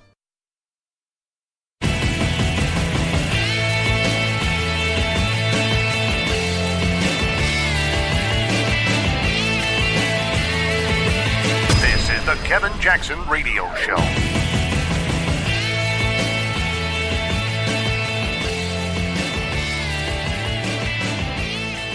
News keeps coming at us fast and furious, and I'm going to apologize in advance to the audience listening to my show, Kevin Jackson here, KJRadio.com, because there's just so much. And, as we start a topic, I think, okay, this is this will be just an intro little, hey, this happened or whatever. And as we just start to develop it and I get into my head about it, I think this is deeper than I originally thought. Because when we prep the show, my producers will go, well, here's a topic we can cover, but it's really not newsworthy beyond just saying, oh, Madonna just tried to have a baby or whatever. You get what I'm saying? But then you find out, what, she's trying to have a baby? first of all, who's going to be with Madonna? And then how old is Madonna? Like 95? And so then as you start getting into it and digging deeper, suddenly you find yourself going, this is a bigger topic. Good example. When they gave me this Sharpton and the Black Panthers are going to protest President Trump, we just talked about it. I thought to myself, okay, we'll just say that and that's the end. But as you think about it and you start thinking about, well, why are they protesting him? And have they looked at what he's actually doing and what's the motivation behind a protest that black people shouldn't be participating in? If there's anything, they should be throwing Donald Trump a parade. And then suddenly I'm out of the segment because it was a short segment in our first segment at the top of the hour anyway. But that's where we find ourselves. Anyway, here's what I do want to talk about right now.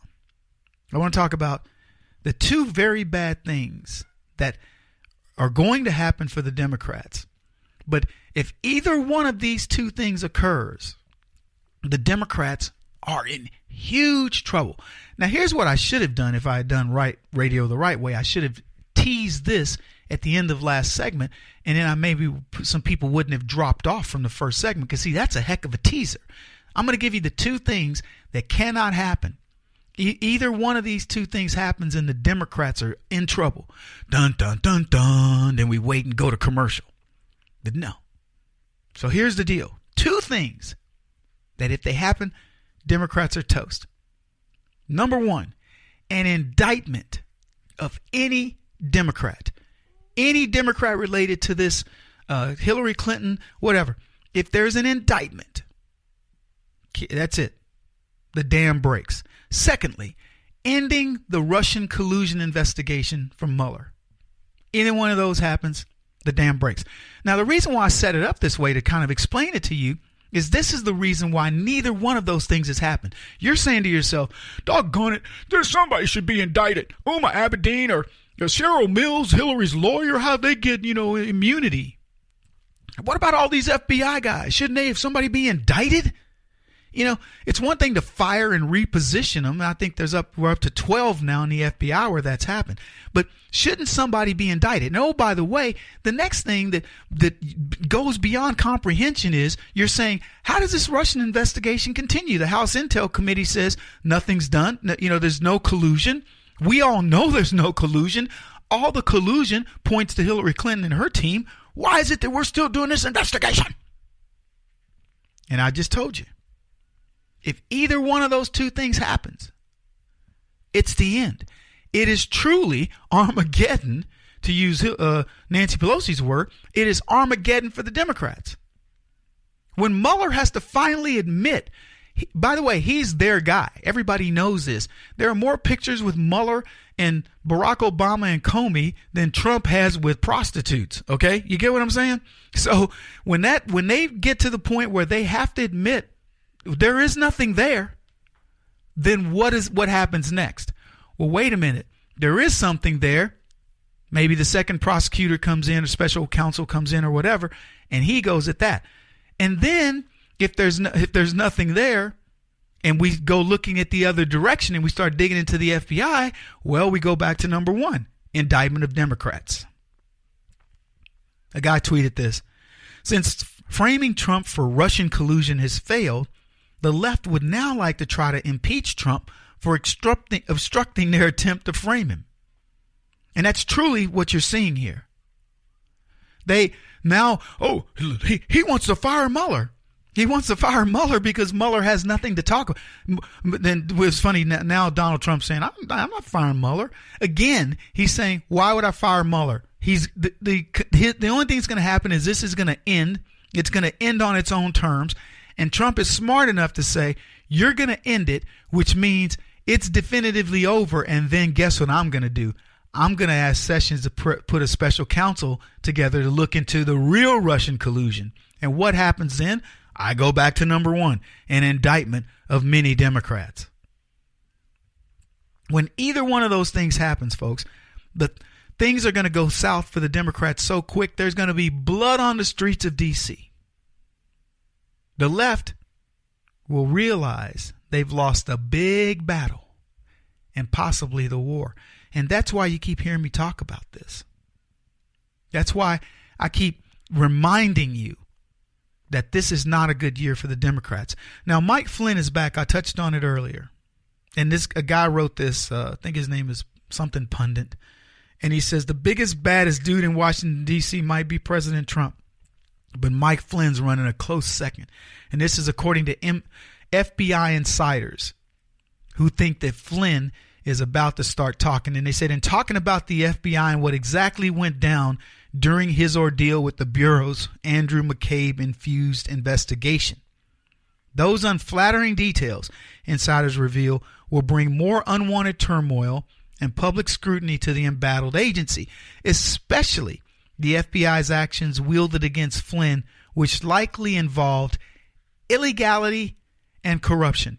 You've watched Law and Order or some police interrogation thing where they just beat you down, and you would say, well, Flynn's a 3-star general. He's not going to get beaten down. Oh, yeah. You can all be beaten down. It's like somebody saying, I could withstand the torture. You can't withstand torture. The only thing you can ask about torture is how long can you hold out? That's it. That's why when they say things like those the Iranians or whoever, the Middle Easterners, you torture them, they'll do nothing. That's nonsense. There's a way to get to everybody. Everybody. And it might be through their kids, it might be through friends, it might be through a spouse, it might just be the sheer pain and agony of what is being done to you. But there's a way that you'll eventually talk. And the only question is when, how long can you go? So don't hold Flynn in any more esteem than anybody else. He's a man. But at the end of the day, let me tell you this, it's going to be proven that this guy was railroaded. They say when he gives up names, it's going to be pretty bad for the left. I don't know. I agree, by the way. I say when Flynn starts asking for his records and saying, I want every bit of evidence you assembled against me and who did it, the chain of people involved, I want all that evidence. And when that occurs, I'm looking forward to it. I cannot wait to see this. Or I should say to see the cover-up of, well, no, we don't want to release that information or whatever, because Flynn's attorneys are now entitled to it, especially in the light of him saying, I'm going to, I may have to issue lawsuits against people, personal and professional. Who knows? Anyway, word on the street is D.C. is very afraid.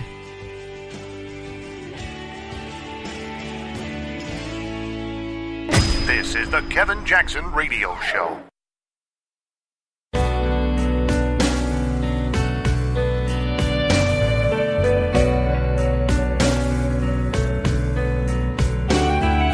This is the Kevin Jackson Radio Show.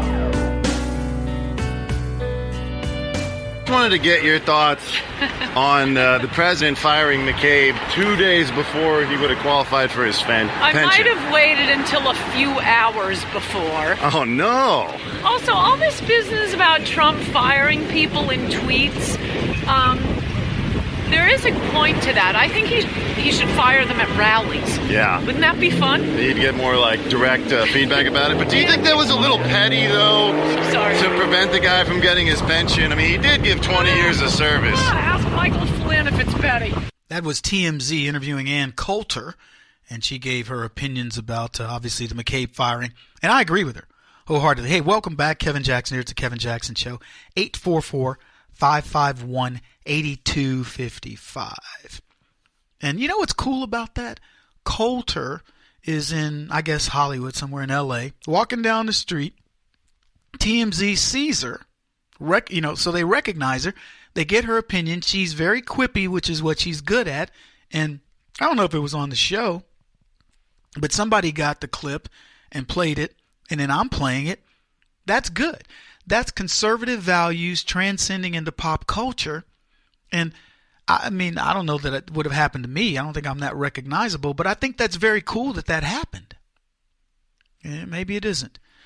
Anyway, so we've been talking about the firing of McCabe, and that's why I played that clip for one reason. But the other is, according to The Hill, they say that maybe McCabe got Comey in a bit of trouble.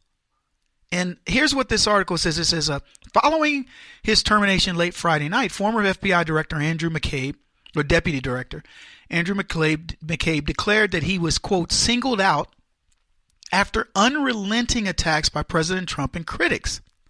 McCabe's objections are less than credible, given the virtually unprecedented recommendation of career officials to fire the one-time acting FBI director. Now, I talked about this being, they're going to try to blame Trump and all this.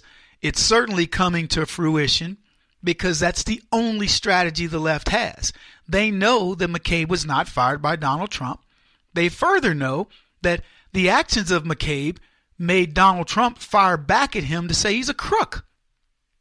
And what's funny to me is that people look at that as strange. In this day and time, you are not supposed to protect yourself, men, particularly white men, particularly rich white men, particularly rich white Republican men. You don't protect yourselves.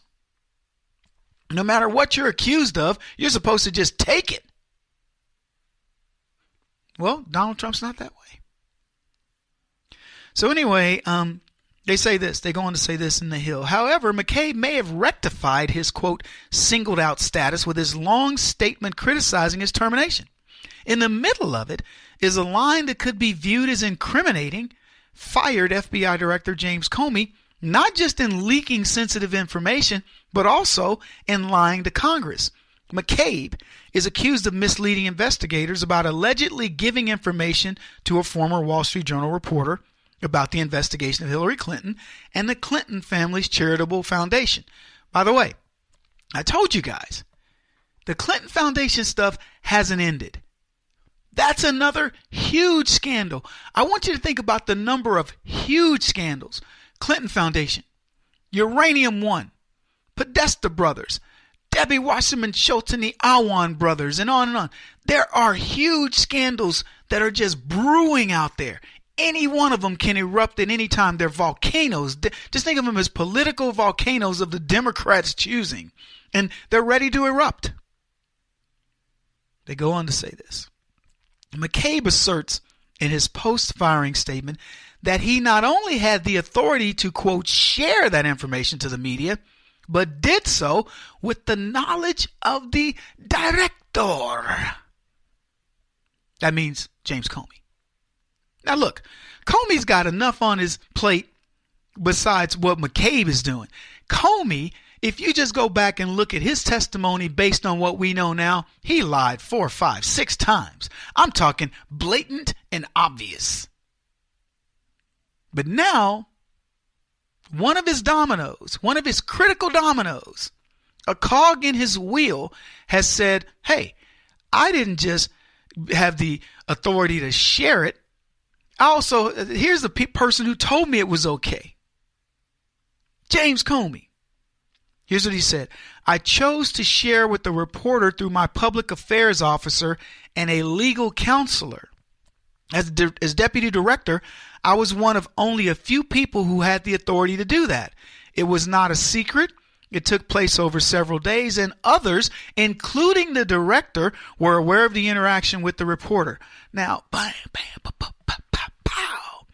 I don't know about you. That says to me, McCabe is saying, I ain't going down unless other people are coming with me. See, that right there is enough to put the spotlight right back on old Jimmy. Old James, Jimmy, come here, boy.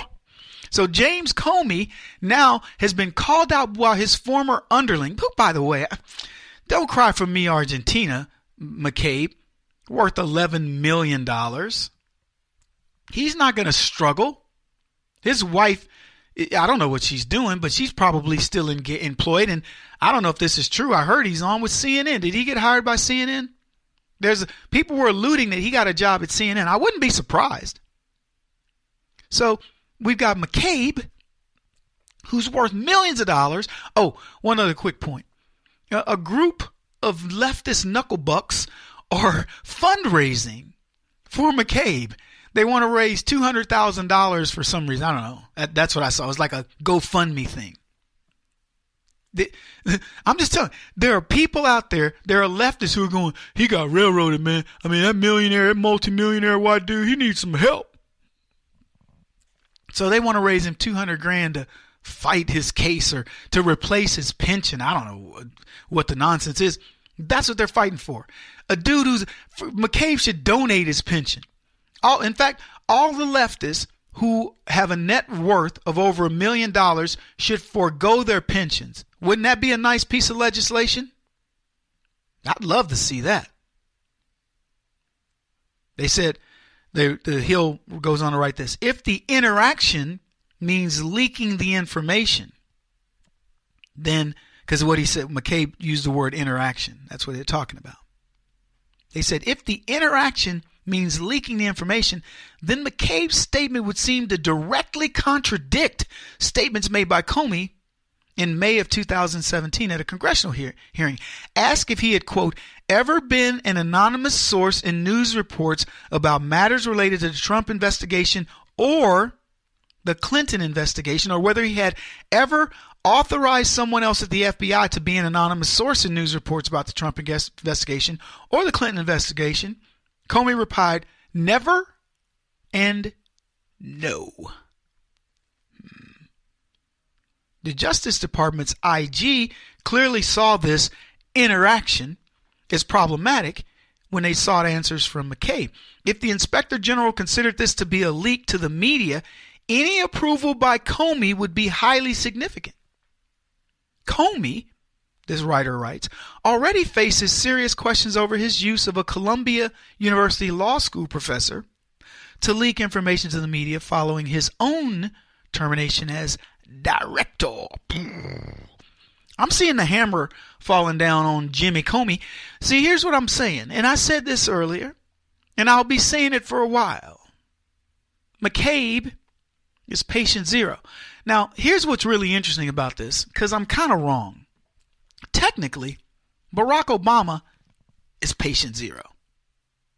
Everything, all this nastiness, all this bad stuff that's happening to the Democrats is based on one singular thing that is the epicenter of evil for the Democrats, and it is Barack Obama, the guy who they put all their marbles into his basket, and he promptly stole them, sold them, he pawned them, and then he went and did his own thing. And that's what Barack Obama's doing right now. And what's funny is Barack Obama, here's a quandary within the Democrats. Barack Obama has so much dirt on all of them, they have trouble touching him. Oh yeah, Barack Obama has that big database. And we'll talk about that with the respect to Facebook too. That's an interesting saga all in and of itself. Facebook saying the Trump campaign got 50 million emails. Man, they weren't supposed to get those emails and that data.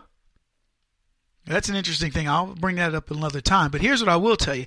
Barack Obama built that big database. He used the NSA and all these people exactly the way he used to get elected. He got all the dirt. Believe me, Barack Obama has dirt on everybody who matters, everybody that will be impacted by the dirt. He probably got dirt on me, and I'm like, I don't care. Say the dirt. Spread the dirt, Barack. So, but he's got all that dirt. They need to go after him. They know he's the man. If somebody turns on him, you know, it is what it is. But people are stopping it because Barack Obama is the keeper of the dirt. That's it in a nutshell. I think it's an interesting story. Kevin Jackson on the Black Sphere Radio Network. Do you owe back taxes to the IRS or state? The secret to avoiding the IRS nightmare is to seek professional representation. My friends at Security Tax Associates provide the most cost-effective and ethical representation in the industry while helping to avoid seizures, levies, and wage garnishments. Security Tax Associates is here to ensure that the appropriate steps are taken to permanently eliminate any possibility of future tax burdens once and for all. For a free, no-obligation consultation, contact Security Tax Associates, 844-779-4177. That's 844-779-4177. 844-779-4177, or visit them at securitytaxassociates.com.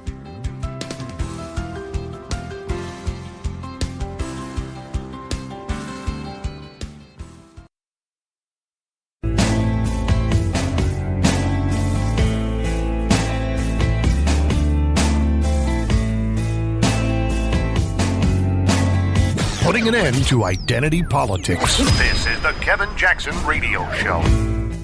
The FBI. President Trump has called them unprincipled. He's called them biased. Would anybody disagree? Hey, folks, welcome back. Kevin Jackson here. It's the Kevin Jackson Show, KJRadio.com. McCabe, wittingly or unwittingly, got Comey in trouble. McCabe said, hey, look, I had permission to share, and I got it from the head honcho, the El Jefe, the tall, scared one, James Comey. You want to go after somebody, go after him. McCabe wants a get-out-of-jail-free card. I watch Patriot games. I remember how that guy said, nope, I got my little letter directly from the president. Here it is. Get out of jail free. You don't hold me responsible for anything. But Comey may find himself in a bit of trouble. And Comey himself, he leaked the information by way of that professor. Yep. So he's got some things to deal with. In leaving the FBI, Comey removed memos about the Russia investigation that he wrote about, supposedly had written up about these meetings when he was with Trump. Now, these memos discussed an ongoing FBI investigation, were written on an FBI computer. The Bureau confirmed they were viewed as official documents subject to review and approval prior to any removal or disclosure, and Comey got rid of them. Said, what the heck? I don't need those. I mean, I can do what I want with these. He could have given those memos to the Congressional Oversight Committee, but he didn't. He removed at least 7 memos, I think they said 4 of them to his professor friend that were leaked to the media. 4 of those 7 memos that Comey removed are now believed to have been classified. So how many of those are classified that he gave to his friend? If there's 7 and 4 of them were classified, at least one of them had to be classified. And McCabe is suggesting that Comey was consulted before this supposed leak to the media, which means they were both covering for Clinton. And oh, by the way, folks, don't be fooled for 1 second. I mean, we can dance around this issue all you want. The fact is they were all covering for the Clintons. The fact is everybody we're talking about did everything within their power to keep Donald Trump out and to get Hillary Clinton elected. And the only thing that made that difficult was Hillary Clinton. I mean, that's it in a nutshell. So Jacob Wall, he tweeted this. 35,000 FISA warrant applications have been submitted since the founding of that court. 12 have been turned down. The FISA court is a rubber stamp factory for the deep state traitors who want to spy on Americans. Jacob Wall, W-O-H-L, he could not be more correct. But here's what's interesting. I saw this story in LifeZet. Fusion GPS has gotten all the headlines they write. But there was a second, even more powerful and mysterious opposition research and intelligence firm lurking about with significant political and financial links to the former Secretary of State Clinton and her 2016 campaign for president against Donald Trump. Meet London-based Hacklook & Company. Let me spell it for you so you can look it up. H-A-K-L-U-Y-T, Hacklook. Founded by 3 former British intelligence operatives in 1995 to provide the kind of otherwise inaccessible research for which select governments and Fortune 500 corporations pay huge sums. Now, here's what the distinction they want to make, and this is what what got me to look at this article and go, man, oh man, have these guys been conspiring against us? Where Fusion GPS was created by 3 former Wall Street Journal reporters with links to the U.S. intelligence community, Hacklook, with offices in London, New York, Singapore, Tokyo, and Sydney, was founded by an enterprising trio of former British intelligence operatives with deep connections throughout the world's official and corporate corridors of power and influence. Hacklook is described by the Bureau Investigative Journalism's Henry Williams as, quote, one of the more secretive firms within the corporate investigations world and, quote, a retirement home for ex-MI6, that's British intelligence, that's the equivalent of our CIA, British intelligence officers. But it also recruits from the world's management consultancies and banking.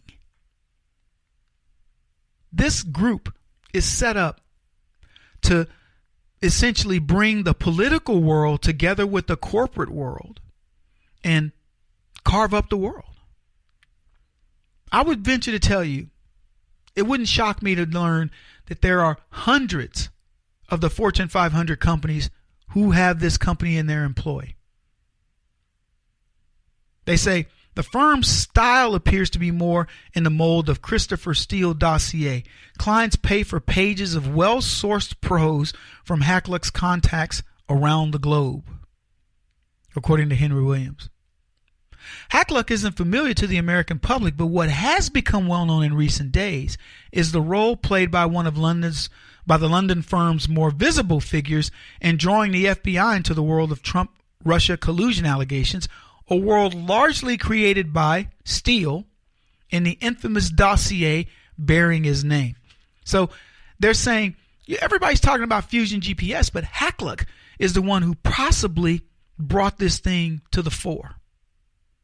They're the ones who really were behind the Steele dossier, which lends itself to their credibility. What's this going to mean for them long term? I'm not worried about them, but I'm just saying, because this is a fabrication. So all these companies, what we're learning here, people, is they're all conspiring against us.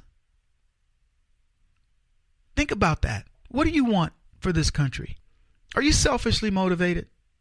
Are you trying to get your kids a leg up on other children? Or are you just saying, I'm going to give my kids everything I can give them? When I think about what I've did for my children, I don't think about, yeah, man, I wanted my kids to be better than everybody else. I wanted my kids to be the best they could be. That was it. It wasn't in comparison to somebody else's kids. I wanted my kids to have everything I could possibly give them so they could go out and figure out what they want to do with their lives. It wasn't like, man, I'm going to get over on these kids. I'm going to beat those kids down. If one of my friends starts a company, he doesn't start it with the idea of, I'm going to beat somebody else down. He started with the idea of, I have a concept or an idea that I think can be delivered better, and I want to go do that. I want to try that out. The left won't do it. The left won't start a business unless they know they're going to crush you. These guys that lobbyists that leave, they know I got black book. They wouldn't do it by the book. They wouldn't do it without knowing Hillary Clinton wasn't going to run interference for him, or Barack Obama or somebody else. Do you think these people that got into solar because they were, they really loved the environment and they thought, I can develop solar and do these wonderful things? Or do you think they said, man, solar industries where I can get a big fat contract and go do some stuff and see how it works out. And if it works out, great. If it doesn't, I'll make millions. I believe that One and Solyndra and all those companies, it was Barack Obama whispering in their ears that says, hey, go form a solar company. When I'm done, when I'm president, I'll get you into this thing. We're going to earmark mega millions, if not billions of dollars to you, and you'll be whole regardless of the outcome. They weren't these dogmatic, climate people that, oh man, polar warming and solar this and all that. Enough. Polar ice caps melting, I meant. They don't care. So when you learn that not only are these guys, it's one thing to go after somebody politically, like saying, I don't like Donald Trump and I'm going to do everything politically. Then you contract with a company like Hackluck to develop a fake dossier. You then contract with a company like Fusion GPS, who manipulates the media and Wall Street and all this. And then as you notice, most of these companies, they deal with banking, financial services institutions, because ironically, that's where the money is. So they glom onto these things in order to just look at how they can fleece you. That's the difference between a crony capitalist and a true capitalist. A true capitalist says, I have a product or service that I can deliver better, cheaper, faster, and it's going to benefit mankind. Will I make money? Absolutely. I'm unapologetically going to make money, but I provided a service. What a crony capitalist does is say, I don't care what the service is. Show me where the money is. I'll build that company. They have no passion for it. Oh, they pretend they do at their coffee shops and they're, selling their, blue collar. That's not the word I was looking for. They're bootleg Birkenstocks. But they pretend they care. They don't care about us. I don't know what's going to happen here, folks, but the shadow operatives are out there. They won't go away right now, but we're slowly getting rid of them. He won't stop until he's the top-rated radio talk show host in America. What kind of weird competitive freak are you? This is the Kevin Jackson Radio Show.